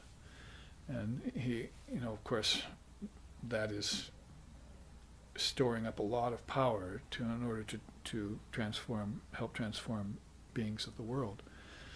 So we have that idea of moderation, we have the idea of absolute celibacy, and Buddhism concurs with that. You should always never be unchaste or let your energy run uncontrolled, because it turns into a habit, basically. Not only it saps your energy for later activities, but it turns into a habit where at the time of death you won't be able to control your mind. And it'll go either blank, or it'll panic because there's no lungs breathing, and it'll go into unconscious state. You want to exit consciously with the thought on your mind, this self is Brahman. See, or as Swami Damodarananda always said before he gave his body to the river, Jai Shri Ramakrishna, Jai Shri Ramakrishna. He said that almost every sentence. Ended his sentence with that. Now, never speak falsehoods, so lying. Never sell or buy alcohol. I like that one very much because it gets down to the specifics that people aren't usually wanting to talk about. It's all right if I smoke and drink, I'll still meditate and so forth. But if you're engaged in selling or buying alcohol, then that's a a huge problem for many addicted people, and much worse than, say, cigarettes, I think. So you have this very adharmic preoccupation going on, and you want to make sure you never engage in that. You're not responsible for any of the karma, either personally or collectively, that comes from having anything to do with intoxicants, especially that one. Never recount the misdeeds of others. It's like Holy Mother said, never find fault with others. Instead, learn to look into your own faults. That was the last word she said, speaking of last words, on her before she passed into samadhi. Never find fault with others. Learn to look into your own faults. This whole world is your own. The last words she spoke before she exited the body. Never praise oneself and deprecate others. As Milarepa says, never try and head the row. Always stay humble and you'll find your way. It's one of his songs, lines out of some of his songs. Never try and head the row. Always stay humble and you will find your way. So that's in accordance with, of course he was Tibetan Buddhist, Milarepa, but that's in accordance with that kind of observation. You always keep a rein on what the mind, the ego portion of the mind, what it's trying to insinuate or do, or what it can get away with. Never be selfish with your time or with your money. So that's probably, you could almost say, dhanam. It's become a key word in Buddhism, dhanam. It means to give to a spiritual organization, to support spiritual organizations and support the Dharma. Because that's the best thing for people, even if they don't know it yet. So you have to, in fact, we looked at that yesterday in Shiva's 2 Shaktis and 4 Padas and 5 activities. Remember that chart we had yesterday? So amongst those 4 Padas, the first one, four feet, Pada means feet, the 4 feet of Brahman is to keep the Dharma in the world. Do whatever it takes to keep the Dharma in the world, even if they don't like it, or if they don't take to it, if they don't understand it. Keep it there. So there are seers that spend their whole lives doing just that, unlauded, unknown, that they just quietly go about maintaining the Dharma in the world, whether or not it's accepted. And therefore, when those people are ready, they can have access to it. Because quite often, people aren't ready for that level of teaching. They may be ready for morality and ethics, like we said, but they're not ready for that step into spirituality yet, which is a very unique step to take. And it's not supported by society and science, and even religion doesn't support it. Western religion doesn't support Dharma that much. You don't find many teachings being given.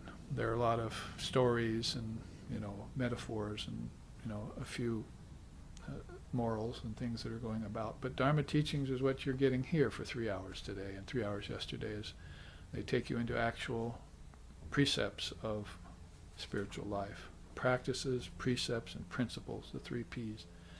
And that will, if you hear those coming at you, you'll know you're in a dharmic setting, rather than just in a moral setting or a religious setting. So that's why Milarepa sings in one of his songs, "When I think of the Dharma, I can't help but share it with others." The Dharma inspires him so much, and his teacher gave him the teachings that were so many cuts above what most people get in life. Lower knowledge, secular knowledge, even fundamentalist religious knowledge, morality and so forth. When Marpa gave Milarepa these Dharma teachings, he was just, when I think of those, I just want to share them with others. Those are the most marvelous thing.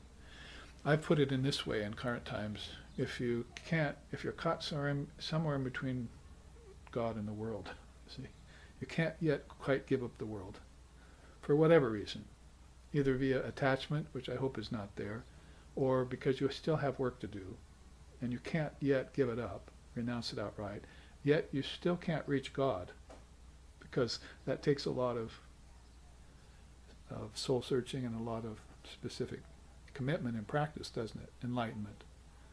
So you're somewhere in the middle, so where's the best place to be? The Dharma. Put your mind in the teachings and just dip your mind in there like a towel into a lake till the mind just gets saturated with those teachings.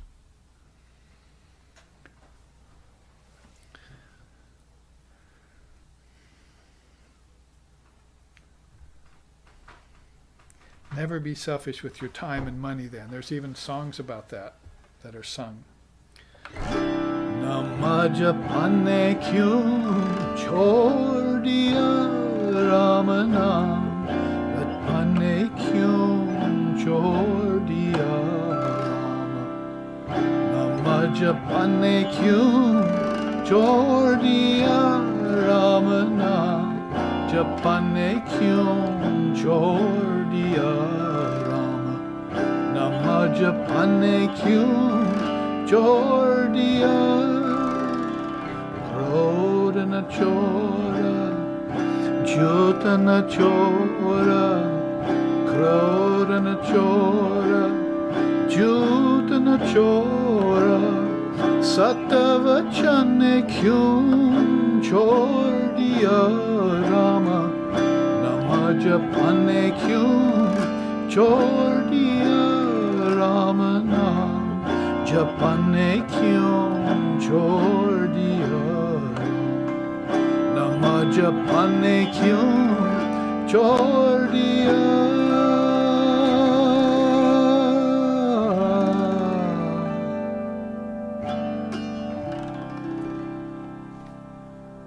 So tell me, O mind, why have you given up uttering the holy name of Ram when you should be renouncing your anger, your deceit, and your dishonesty? You have given up your integrity instead and sacrificed your love of God.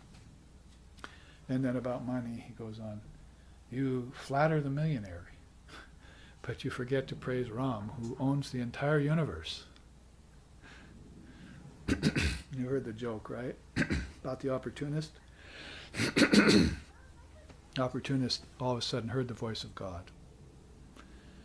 And so he said, oh God, is it true that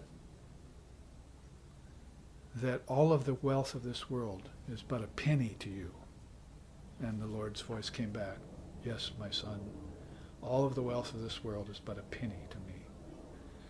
And then the opportunist was thinking, he says, well, is it true, Lord, that all of time is just like a second to you? And a voice came back from inside of him, of course. It said, yes, my son, it's true. All of time is just like 1 second. And so then the opportunist took his opportunity. He said, oh Lord, can I have one of your pennies?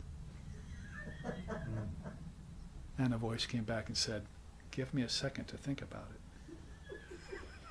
it. You see?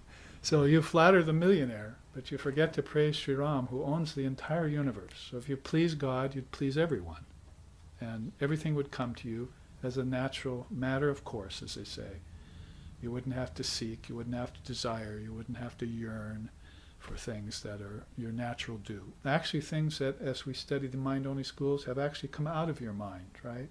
The concept of money, wealth, power, the world, everything has actually come out of your mind.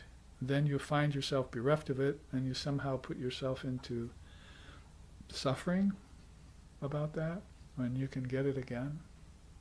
You just have to reorient the mind. See, so Jujikai, it's about reorienting the mind to these perspectives, what I call mental asanas.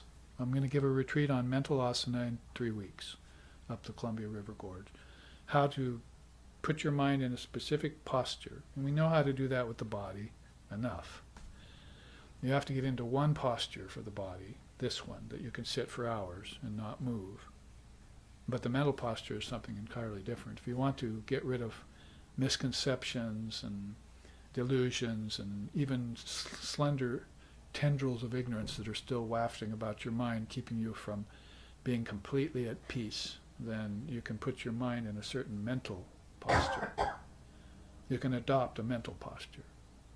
The best one would be like, Aham Brahmasmi, I am Brahman. See? This self is Brahman. There's no difference between God and mankind. That they say was the most sempiternal of all postures.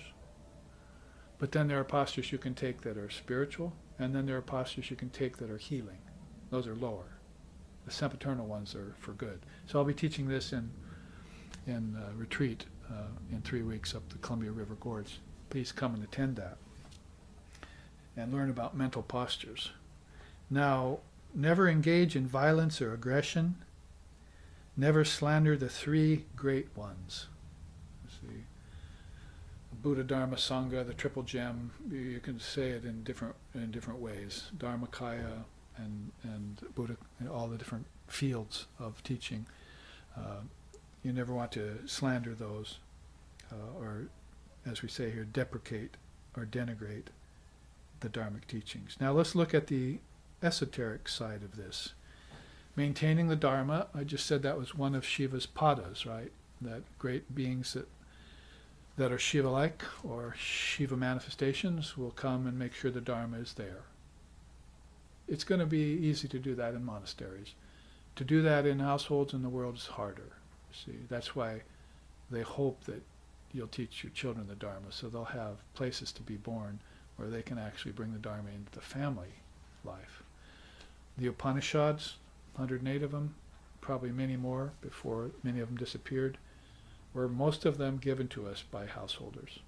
The greatest scriptures of India, possibly of the world, because of their non-dual content, were given to us by householders. That's how noble the householder walk of life was back thousands of years prior to Christ.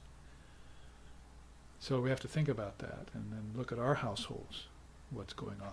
What's going on is 5 TVs at once, a lot of cussing, a lot of yelling, a lot of dysfunctional things, a lot of selfishness and so forth and so on. And violence all the time, if not outright violence, words, violent speech, violent thoughts. So this is all adharmic. It would be a tough conclusion to make if you looked at the Western culture and said, are we dharmic or are we not dharmic? You'd find good things among the Westerners, and you'd find these things that are really lacking. It would be very hard to conclude that we're a dharmic culture yet, because we need to take the teachings of the Dharma and then work them into our lives, and our children have to do that. The children can't come up to you and say, oh, I don't want to meditate. Okay, dear, that's all right, you don't have to. No, you sit and meditate. Because that discipline I'm giving you and making you do this is going to keep you from having to take pills later for lack of concentration. Silly things like that. Drugs for concentration. What's that about? Concentration is a quality of your soul. And if it's gotten lost, you've got to bring it back out of the soul. Pill's not going to give it to you. And they'll start naming diseases after your problem and invent more medicines for those diseases to sell you. See, when your own discipline is what's lacking, and the discipline you're supposed to be instilling in your children. These disciplines. Buying and selling alcohol, that's just ridiculous that anyone would ever do that. That's way out of hand. But things like taking life and not stealing and so forth, a little subtler. And then it gets subtler and subtler when you get into having to maintain the Dharma in a family. Sri Ramakrishna said there are 3 ways in which you use your money in the world. Your dharmically earned money, and one of them is raising a dharmic family. You must use your money to raise a dharmic family, dharmic children. They need to know these teachings, and this isn't just some let's make the world better kind of thing, because the world's never going to get better. I hope you realize that by now. It's always going to stay the way it is.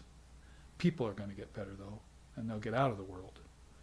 So you give up those wrong orientations, those skewed orientations, and you start saying, I can save my children with the Dharma. I can send them away from worldliness and towards God with the teachings of the Dharma. See? It's readily at hand. There are Dharma teachers here. Mao Zedong made sure of that. Because Tibetan Buddhism is the recent outcropping of Dharma in this particular time. You see, we've got Dharma teachers all over. So go and learn from them. Doesn't matter really what religion they profess. If they're teaching the Dharma, go to them. Our founder, Lex Hixon, spent his whole later life going from different spiritual person to spiritual person. It didn't matter. One week he'd be with a Hindu Swami. The next week he would be with a Muslim sheikh. The next week he would be with a Jewish rabbi. The next week, so wherever he went, Dalai Lama came or Karmapa came, he'd hear them coming to the West, he'd go there. That was the way he spent his life. It didn't matter what religion they were. He just wanted to hear the truth. And the different versions of the truth. That is, the truth remains the same, but there are different presentations of it. And one of those presentations is going to really help you more than the others. And it's going to help your children too. If you have your own stall in the barn, but you become aware of your children's stalls, then you can send them towards them. See, so this is very important to teach Western children the Dharma. But first we have to get it ourselves. Run it deep. See? And so there are teachers that will spend their whole lives just trying to do that. It's not just stemming the tide of materialism. A great soul like Ramakrishna does that. But it's stemming the tide of ignorance around materialism. Dharma teachers do that. And 16 of them came right out of Ramakrishna, and 6 of those came to the West, or 6 or more. So, and one of them was right here up the street in San Francisco. Actually, several of them were. Trigunatitananda came here, Turiyananda came here, Vivekananda came here, right down the street, you see. There's even a plaque on one of the houses where Vivekananda stayed. You can go look it up. Bow down there. In front of that plaque. That's a person who brought the ancient Indian teachings right here into the very nest of hornets, see, the very darkness of materialism and its horrible evolutes like war and violence and stealing and adharma. See? So this is what comes to mind when I think of not engaging in violence and aggression and not slandering the 3 great ones. Now, and also maintaining the Dharma in the world. Next, never failing to seek enlightenment. That's one of the facets of Shankara's Vivekachudamani too, is that there are 5 reasons for failing spiritual life practice. 5 reasons that you fail. One of them is failing to wake up when it's time. Teacher comes to you, teachings come to you, and you decide you'll just stay asleep. See? Opportunity goes right by you. So failing to awaken when it's time, you have to at least develop enough wherewithal to know what has happened to you. I've said in the first half, if you didn't know it, then meditate back on it and find out what happened to you, and as a result, what the effect of the cause was. And that's the same here with just maintaining basic awareness so that you know when a good thing comes to you that you can take advantage of it and you won't fail to do so. A very important part there. Don't fail to seek enlightenment. Keep it as your highest goal. That was one thing Lord Buddha said at the end of his life. Gatam, gatam, paragatam. I've gone beyond gatam, goal, to the paragatam, the supreme goal. So I've gone beyond all lesser goals to the supreme goal. So keep that as the supreme goal, and then you can go on with your dharmic life, and you will arrive, as Milarepa says, you will find your way there. Covet nothing and be generous. Covet nothing kind of harkens back here, doesn't it? Never stealing or engaging in theft or anything, but this is more of a higher practice, that you give up covetousness. Covetousness is one of the 8 fetters in Hinduism. And in the second sloka of the Ishavasya Upanishad, it states, never covet the goods of other beings. So that's right in the beginning of one of the Upanishads that comes forward. In other words, it's kind of brought out because it's a tendency that people do. It's not just stealing and that kind of thing, but it's like, well, I don't have what they have. I should have what they have. You know, so the coveting is like that.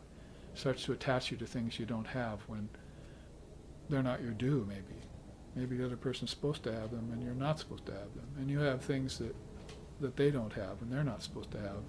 So you just follow the natural course of things. Be happy by that which comes to you through your own deeds. That's the line of a song.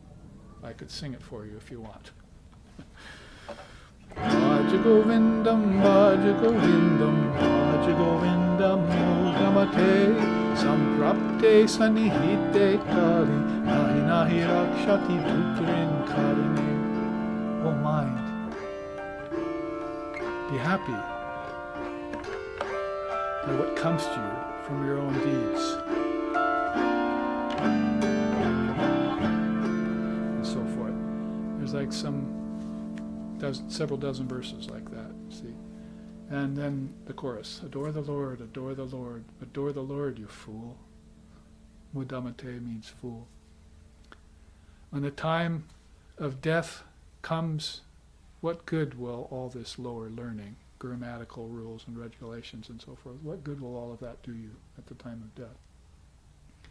So practicing spiritual life and these jujukai, these precepts, stand you in good stead even later on.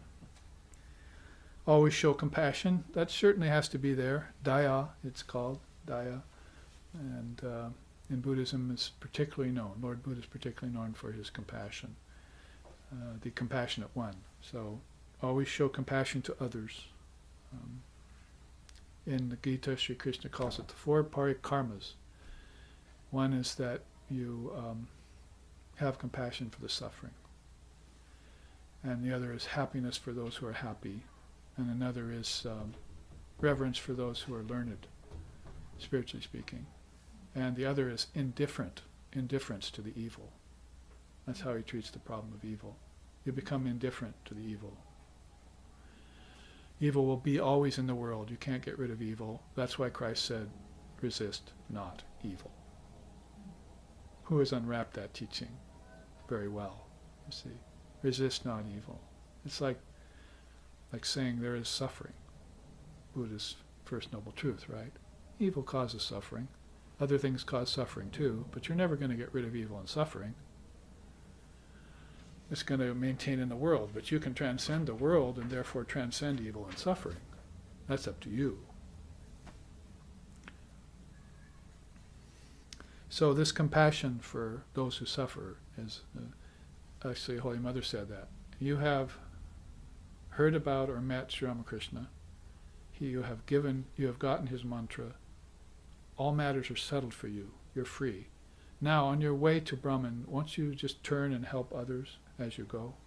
That's one of her quotes.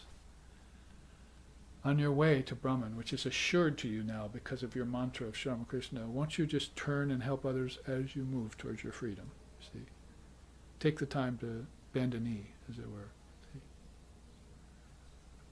Once we interviewed Mother Teresa for the End of Spirit radio show, and she told us that she saw her first glimpse of Christ in the face of a Hindu man.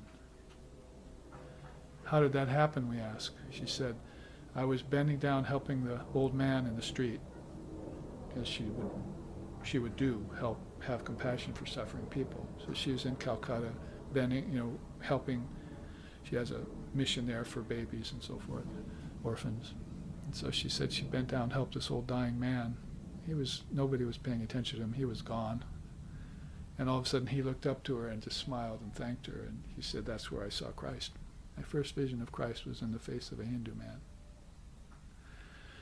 So that transcends religions and barriers and all that. But it shows the other side of compassion. It might not just be like, oh, I'm being compassionate to you. Aren't I great? It might be God might take compassion for you and show himself through those who are helping, those you are helping, you see. So it goes both ways, two-way street. Never denigrate the Dharmic teachings. We talked about that.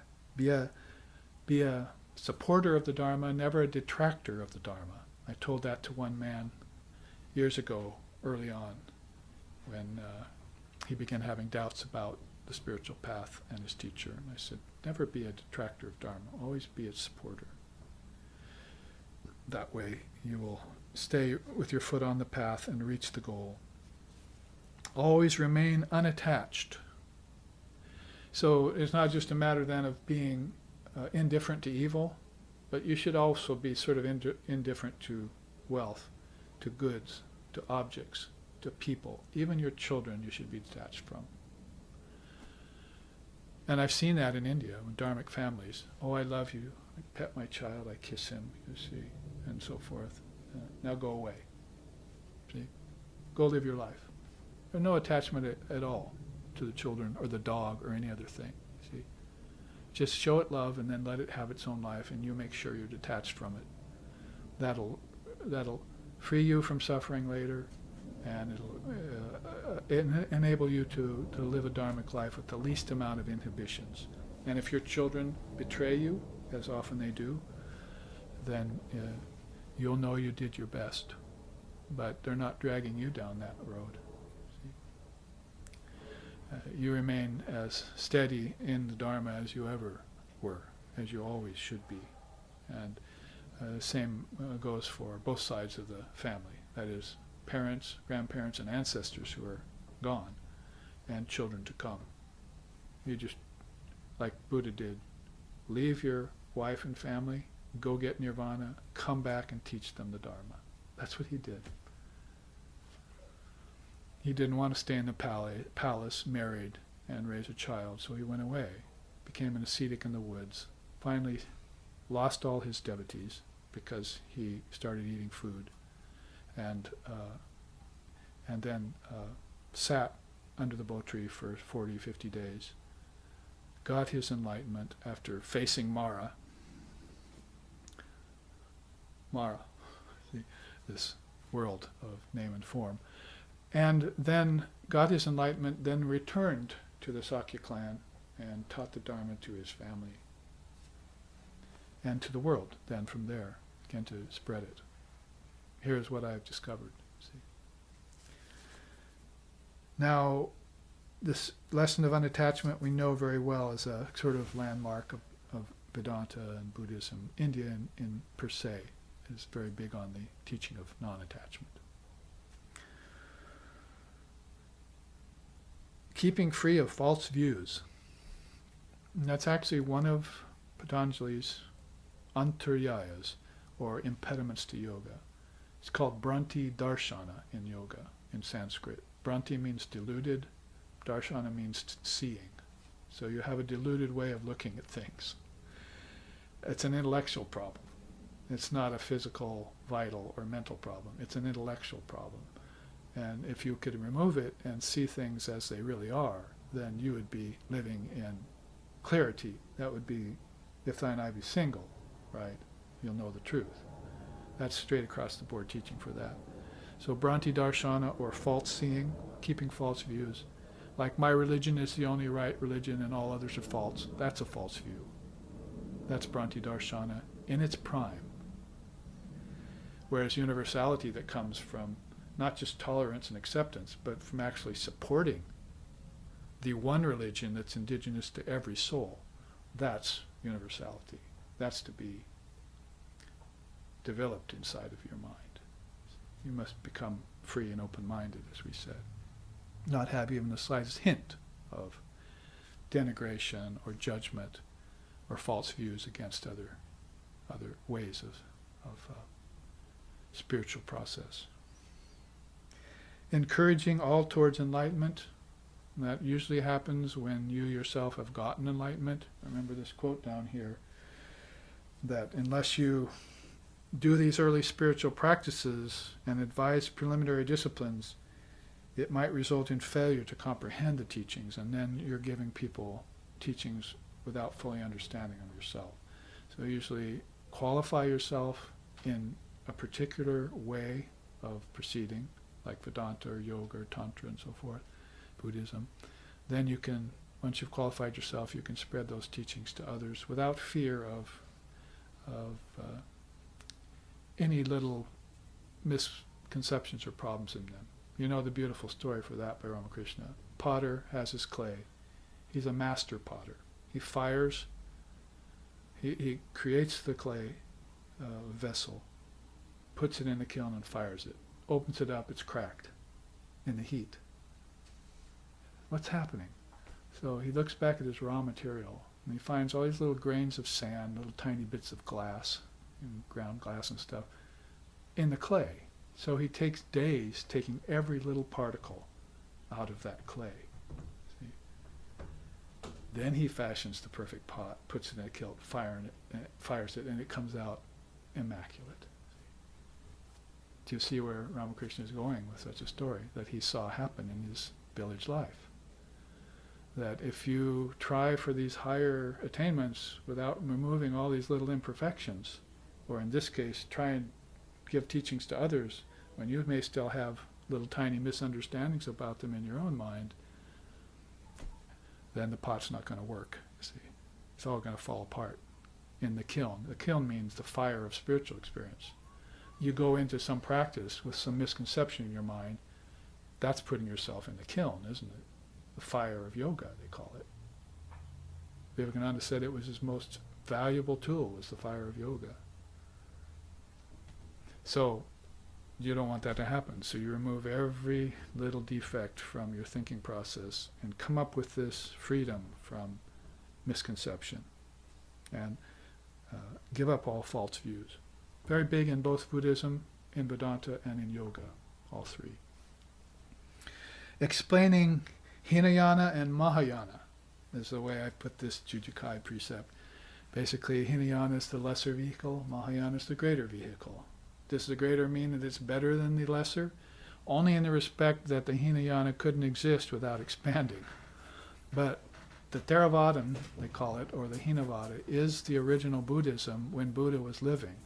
And the Dhammapada was one of the great scriptures that you find Buddha's original teachings in. It's Indian Buddhism. So it's very important that we present that not as an inferior method, but as the original essential teaching of Buddha when he was living. And how the Arhats, 500 of them by the time after his passing, gathered together all the teachings of Buddha and put them in that Dhammapada. That's a purely Indian scripture, Buddhist Indian scripture. And the likes of that informed Tilopa and Naropa. Tilopa and Naropa, who gave the teachings earlier on as Hindu Buddhist yogis to Marpa, who took them to Tibet and gave them to Milarepa, and that started Tibetan Buddhism on its way as another darshana, another path to clear seeing. So we needed that early Buddhist Theravada teaching to set that all up. So I know a lot of Buddhists who just simply, when they start talking, say, I pay my deference to India. See? There are a lot of them who just say, we owe all of this to India. So, and of course there are Buddhists who have issue with India and the way it, and its teachers and so forth. So that's not necessary. You see it all as one religion. When I say one religion, I don't mean numerical one. I mean all-pervasive one. It means that you can't separate Buddhism from India. You can't separate teachings in Christianity and Judaism from India either. You can't separate any of the religions. It's one eternal Dharma. Sanatana Dharma, it's called in India. The eternal religion. So looking at it that way is very, very beneficial. Now, the final of the Jujukai 10 here is offering charity to spiritual teachers and organizations. Remember when I said that Ramakrishna said there are 3 ways to use your money, and I mentioned one of them was to raise a dharmic family. The other is to support spiritual organizations, the best use for your money. Because that eventually, even in a society like this, is going to end up as a place where you can go and your children can go to get teachings when other teachings are not helping the problems of your life. Maybe even adding to them, like, say, original sin. I had a young man come up to me 2 months ago 14, part of a Western religion, and he told me, my spiritual father just told me that I'm going to hell. That's non-productive. What do you say, Babaji? And so I had to field that one. So, well, in Vedanta we think, So anyway, if the Dharma is out there, you'll have places to go, like that young man. Luckily his mother brought him to me. So, and he's not a Dharmic young man. He's not been raised in the Dharma, but here's his first exposure. Now he has to decide in his head whether hell is real or not. Whether hell is a place he's going to go, or whether hell is just something that he's creating in his own mind. Because that's how we think of it. Both heaven and hell are in the mind, right? And in fact, earth is in the mind too. Despite all appearances, everything here came from the mind as thought. Those seeds we were talking about earlier, this is what changes your thinking process. It's neither the evolutionary theory, nor is it the seven-day creation theory. It's the theory of projectionism, cosmic projection, from the great mind on down, and dissolution in turn. There's an evolution, there's also an involution of everything. And the evolution and the involution are non-actual. They appear to be happening, but the soul doesn't move. Krishna puts that nicely in the Gita. He says, all activities take place in nature, not in you. And we find that mind is a part of nature. See, when we look at the 24 cosmic principles, that the mind is a manas, is a part of nature. So nature extends, as I say, back into the formless realm too. You don't want to mistake it for reality. So therefore,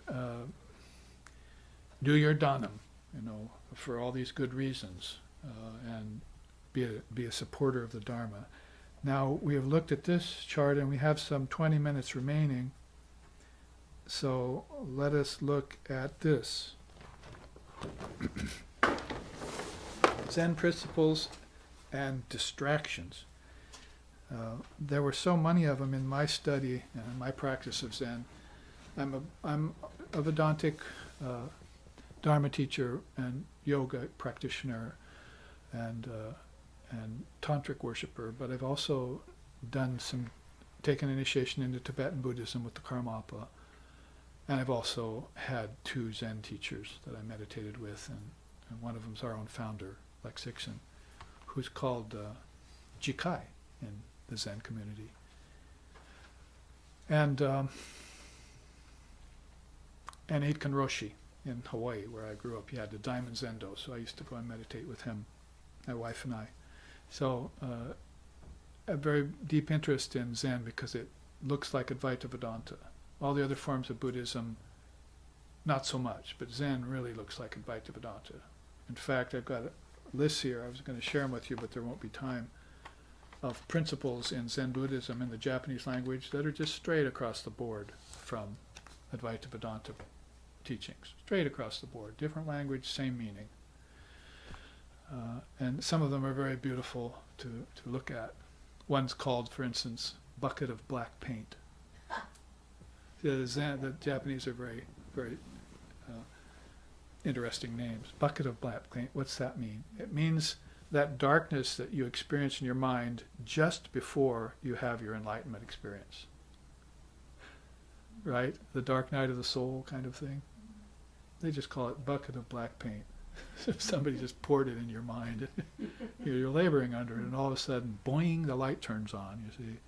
Well, that's straight across the board with teachings in Vedanta and yoga and so forth. So it's very wonderful to make those comparisons in a very friendly and conducive way. Why look at all the faults and variances of religion when you can look at all these beautiful correlations and benefit from them? See, you end up arguing about this and that religion, or can you end up agreeing about how beautiful the teachings are in each facet of the gem? See?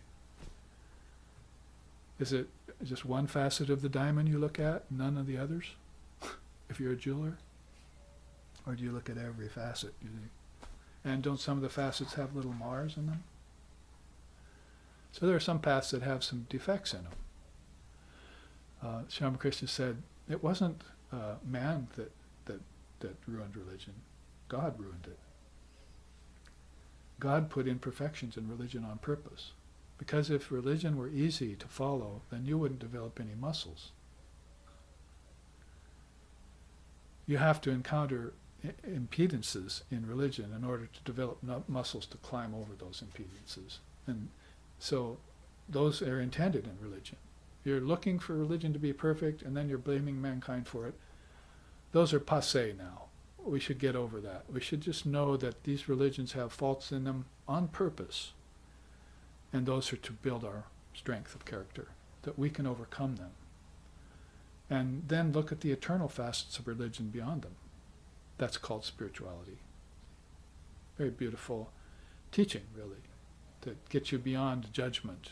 Didn't we just say judgment and criticism wasn't something you want to get caught in? Fault finding and all that. So practice that, but even in terms of overall religion that's in the world. Well, here we said the goal of Zen is Busho, consciously living in one's immanent nature, which is devoid of mass, beyond individuality and personality, and outside the realm of imagination. It's like the Svetasvatara Upanishad saying, Brahman is not matter, it's not energy, and it's not thought. So there's the same correlation in Zen Buddhism. Busho is devoid of mass. So you can't think of it in terms of width, breadth, depth, height. In your dream tonight, does anything have that? Haven't you gone into a space where all objects are just in the mind? They don't have any width, breadth, depth, and height? You're stepping away from the gross world where those things seem to be real, and the gross object has now become subtle. So mass is going away. We can't think of as the spirit, soul, as anything that has mass, weight, density, like matter does. No. It's sort of like if you can fit thousands of gigabytes into a chip now, right? Of knowledge. You can put Dharma inside of a chip, you see. In that way, everything exists in a very, very small space, actually in a spaceless space. So, spirit is a spaceless space. And that's why you don't have to go anywhere to find it. That's why it's not in the world of mass. It's underlying everything. It's in it, but not of it. It's the foundation or substratum for it all. So knowing that, you should just stop and encounter it inside of yourself. You're not going to get it by asana. You're not going to get it by breathing. And you're not going to get it by thinking. Basically what they're saying here. Busho, you're not going to get that. So it's outside the realm of imagination, synonymous with shunyata. That's that emptiness that we're talking about, that is so precious to Zen Buddhism. Shunyata is given a very high level of meaning in Zen Buddhism. Now, distractions, mayoi, kind of like the word Maya, right? 5 types of Zen. There's Banpo Zen. That's an unenlightened person practicing Zen for body and mental health. Sounds like Hatha Yoga to me. Banpo Zen. So the Roshis look at those, well, they're just taking the teachings so that they can have a nice body, you see. They're not interested in Busho, in reality, in enlightenment. So that's called Banpo Zen. Gedo Zen. Outside way, mixing Zen with teachings of other traditions. So you want to look at these facets in their own setting, right? And not necessarily mix them. It's like when I was younger, I was a musician and I played lots of different kinds of music. So I was classically trained and I played guitar and did some bluegrass and I played cello with some jazz and, different kinds of music I played. So one night I had a dream where I was in this big hall, concert hall with different rooms. And I walked between one room and the other. I was enjoying some beautiful music in one room. And I walked into the other room, the doors open, and this cacophony happened. where the music playing in one hall met the other music playing in the other hall, and it was horrible. So I shut the door, and I enjoyed the music in that one hall. And then I opened the door, shut it, went into the next hall to hear that music, and it was beautiful, you see. In that way, you don't want to become a surface practitioner, eclectic and so forth. You want to be universal. So you want to dive deep into one pure stream. And in fact, there's a saying in Zen Buddhism like that. It's called one taste bowl. Like, you only eat one thing in your bowl if you're a monk, right? You don't mix it with a bunch of flavors and foods. It's one taste bowl. That's real Zen. So they don't want you to mix indiscriminately teachings. That's Gedo Zen. Then there's Shoujo Zen. The small vehicle mainly seeks discontinuation of rebirth and cycles. Not a bad type of Zen. People are focused on getting out of the cycle of rebirth. Well, Buddha himself focused on that for a while, so it's not necessarily a negative teaching. But the implication there is that there's a higher use for Busho than just escaping rebirth, because you may want to come back to rebirth enlightened to help others. So it's not the main aim of India. It's definitely one of them. You know, and I'm saying India because you don't find this teaching in any other religion in the world. Getting off the cycle of rebirth. Where do you find that? Oh, in Buddhism. Sorry, that's India. So, you know, that's a salient teaching of India. The whole idea of that you're in a cycle of samsara. Everything is. And you can get off the wheel. Kala chakra, the wheel of time. I don't find that taught anywhere else. It's all about life, isn't it? But when Christ came to the fishermen, he said, I want to teach you eternal life. I'll make you fishers of men. I'll teach you eternal life, because this life you have of rivers and nets and fish and wives and huts isn't going to satisfy you in the end. So I'll teach you what eternal life is. See? So that's a higher understanding of something than just, of course, first you have to get off the wheel of birth and death if you're caught in it. There's some souls who aren't caught in it, so the teaching isn't going to apply to them. You can't whitewash a wall inlaid with mother of pearl, as Ramakrishna said. You understand what he says about that? You paint a wall and it's inlaid with mother of pearl, right? The white paint just runs off the mother of pearl, so you shouldn't paint it. What does he mean by that? You can't give teachings to an enlightened soul. It just runs off. See? They already have the mother of pearl in them. That other people don't. So you give them the teachings. You whitewash their wall. You see? So, all these correlations. Now, in the remaining few minutes, like 5 or 6, Daijo Zen, the great vehicle, observes the unity of all things and Zen in everyday life. Buddhism, Zen, and now, as they say. So that's a higher reckoning. They figure, like the Advaita Vedantists, they figure that when you realize a spirit, you realize it immediately right here. Doesn't matter whether it's in the body or outside the body, right? Whereas back here, it was only outside the body. Rebirth and cycles. You can only get freedom if you left the body. So they call that a smaller vehicle. But a greater vehicle is that you realize that consciousness is everywhere at all times, and it's not subject to bodies, or it's not subject to disembodiment either. It's not a matter of getting free of bodies or taking them on. That's a cosmic teaching, see, how consciousness moves. But the real teaching is that consciousness doesn't move at all. It's right here, right now, all the time. And you should realize it in that way, in that sense. Right here, right now, immediately. Not in the past, not looking back in the past, not looking toward the future. It's here right now. That's the Zen way. If you have that, then they're going to go clap, you see. Clap with one hand. That's the Zen clap. All silent. I saw a cartoon recently where a Zen monk teacher was standing next to a Zen monk practitioner. And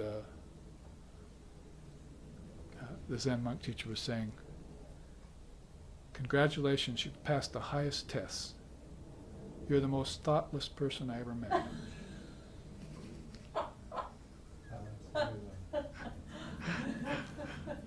Because thoughtless, right? That's the key, to get rid of thought in meditation. So, of course, it has that double connotation of being insensitive. But that's how language differs a little bit when you go into the spiritual realm. Mindless, thoughtless, those are good things in the spiritual realm, not necessarily back in the secular world, you see, or in the lazy world where you're trying to get your children to use their brains. See.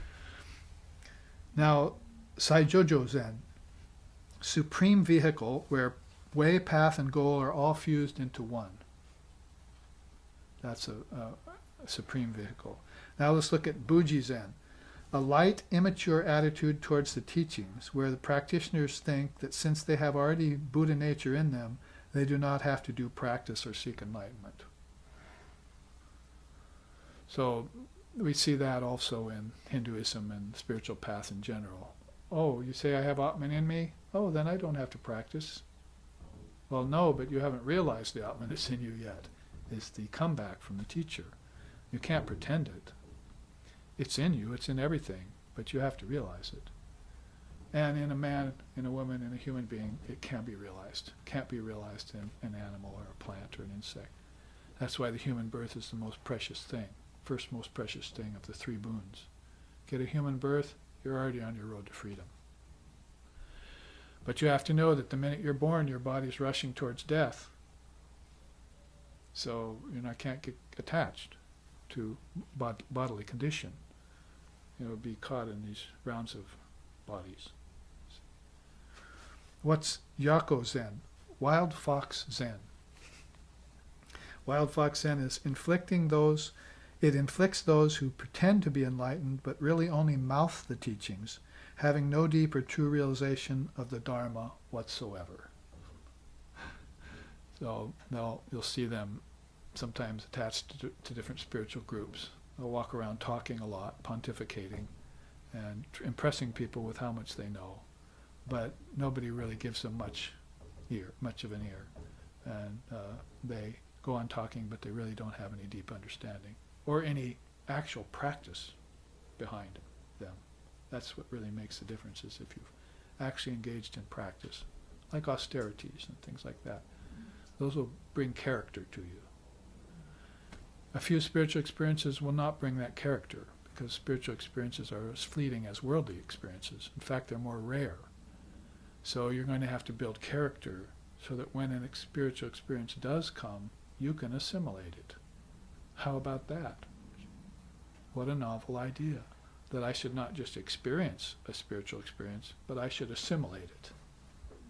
See, that's the real difference there between real Zen and wild fox Zen.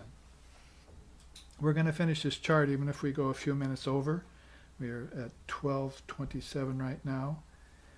Hazan, interruption of Zen practice by an enlightenment experience, celebrated but not stressed, that keeps the aspirant from gaining many more higher profound experiences. Great, because it came right in the train of what we were just talking about, spiritual experiences. So this is a spiritual experience happens to you, you seize upon it, think you're enlightened, and you can't talk about anything else for years. But since you've seized upon that one experience, it's keeping you from all these other spiritual experiences that are lined up like jets over Kennedy Airport, waiting to land. See? Had that experience? Or in San Francisco even. So I thought up an analogy for that. A man is lost in the wilderness. He's hungry, he's tired, he's exhausted. He finally breaks out of the forest and sees a sign, civilization 11 miles. He clings to the sign and never lets go.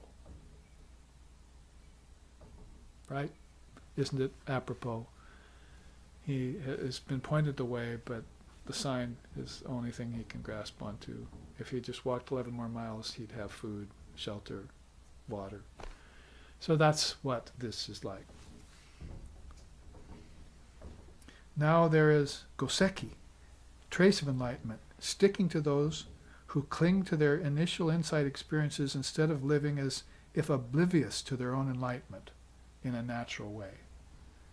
Like Sri Ramakrishna, experiential experiences were happening to him daily, several at a time, daily. Some of them very high that would take him out of his body and senses. But he was just like a child. It was as if he hadn't had anything happen to him that was unnatural. Spirituality and spiritual experience was all natural to him.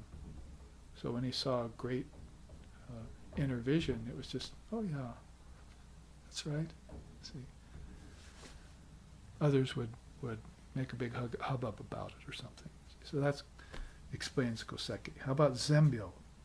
Zen sickness, it's called, which make up a host of distracting thoughts, feelings, emotions, sensations, appearances, broodings that arise during the course of a student's practice of Zen. That is real prevalent in today's day and age here, if they even meditate at all. Usually they don't meditate, but they do have sensations, emotions out of control, drama, because we said dharma, not drama.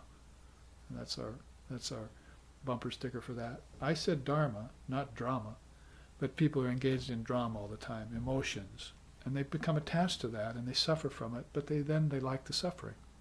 It's like a camel eating thorny bushes. Just to get the taste of the bushes, he'll put up with the thorns that lacerate his mouth. For that way, people get into emotions because they like the energy of it, the fights, they thrive on the energy of it, but they'll put up with all the negative thorns that tear up their consciousness in the meantime. Zen sickness. Makyo, diabolical phenomena. Like the negative circumstances of the ordinary world, which the practitioner should not entertain in the mind, letting them turn into mental hallucinations. So you start to meditate, the negative side of your mind comes up, because it will, especially with the mantra. That's why some people give up the mantra quick, because it brings up the negative side for purification. And they can't take that. They think, oh, I should be experiencing the bliss of God, but here comes all this problem. Well, all that problem's going to come up in another lifetime if you don't deal with it now. So the mantra facilitates purification. That's its purpose. So these diabolical phenomena will come up in your meditation or in your dreams and so forth when you start practicing spiritual life. And what's the teaching around it? Non-attachment, right? If you're non-attached to good things like children, shouldn't you be non-attached to negative things too when they happen? See? So where'd your non-attachment go to? You see, you've let that precept go. Bono, worldliness, sensuality, passions, longing, suffering, and misery, all rising from a false view of the world. Bhranti Darshana. That's how false view can affect your life. You don't make the connection. Most people don't know that all of this horror that's happening out here is a manifestation of my own thought. And we don't make that connection in the West, not even in psychology, not very deeply in Western psychology, that the acts, the deeds, the events, the phenomena are directly associated with the way we think. It's not a question of whether are they associated with the way they think, or they're not associated at all with the way we think. It's that they're associated directly with the way we think. They're a result of the way we think. We ought to put that one to bed real quick and know that our thought affects our mind, that our life, that thought is father to the deed, as one great Western poet said. And then we can change our mind, and guess what? We will change our life. Otherwise, we change our mind, we change our life without changing our mind, it's not going to work. We still have a horrible life, or bad things happening, or diabolical phenomena coming up. See? Zen has it really covered here, doesn't it? All the different distractions and attitudes. This is India fully matured. 32 generations later, made its way to Japan. So when you look at Zen, you're looking at a form of Buddhism that had a long time to mature itself. You're looking at Hinduism that had a long time to mature itself. So Zen is very important in that way. Final is kato, thicket of creeping vines. You heard about the bucket of black paint, right? Now hear a little bit about the thicket of creeping vines. Kato, it's meaning falling victim to hearing too many words while failing to take the essence from them. So we just said, what to speak of a bucket of black paint? I'm pouring a bucket of Dharma on you for 3 hours, right? Now you need to go away with your notes and with your thoughts and squeeze the sponge of your mind and keep those things that really applied to you. Those things that really appealed to you, those things that really perked you up, that's a direct key to where your path lies. And the spiritual path is very razor's edged. See?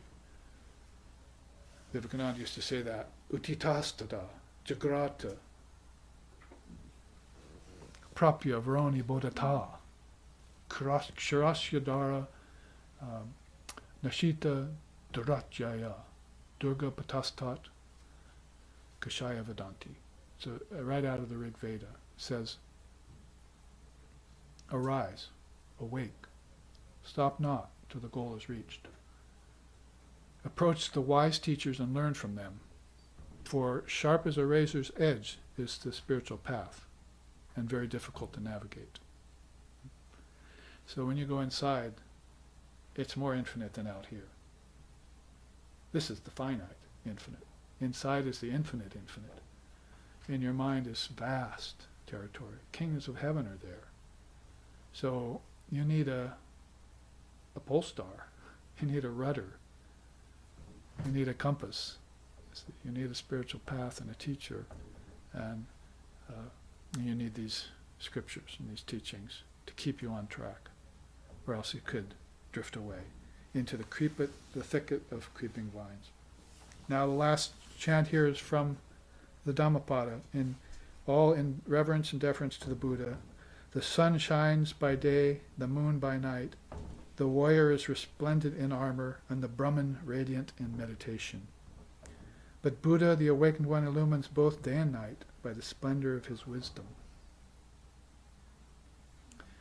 That's how they think of the great Shakyamuni Buddha, Siddhartha Gautama Buddha, in all his glory. And I'll end with that story of Sri Ramakrishna. Sometimes you look in the sky and you see the sun. Other times you look at the sky and you see the moon only. But on some days you'll see the sun and moon in the same sky. Right? You seen that?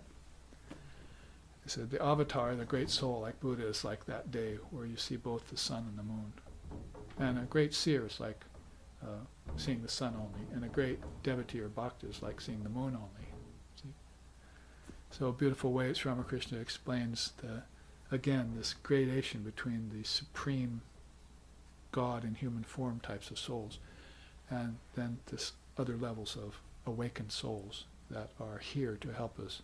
Many of them spreading the Dharma as we have, and sharing the Dharma, which we have done today. So here, with a few minutes behind our schedule, we will end this class in San Francisco. Tune in with us next week for teachings on the Taittiriya Upanishad up in Portland. In fact, 2 weeks in a row, 4 classes, Saturday and Sunday. You may tune in the live streaming and hear the teachings of Vedanta. Thank you for being here to honor Lord Buddha and Buddhist path in accordance with everything that is present in the Sanatana Dharma, the eternal religion of India. Here we'll end with a chant. Om Tat Nayo, Om Tat Nayo, Ravrinne Mahe, Gatom Yagyaya, Gatom Ye Nupataye, Daivi Svastrastu Naha, Svastir Manusebhyaha, Urdhvam Jigatu Bhesajam, Sangnawastu Dvipade Sangchatushpate, Om Shanti Shanti Shanti. May we make a great offering into the indivisible self in all things and all beings. May we always revere that offering, and may we always remember the Lord and Mother of all sacrifices. May divine blessings be upon us. May peace be unto the entire human race. May healing, well-being, and prosperity then also abide among us. Om, peace, peace, peace. May peace be unto us. May peace be unto all. Om Hari Om.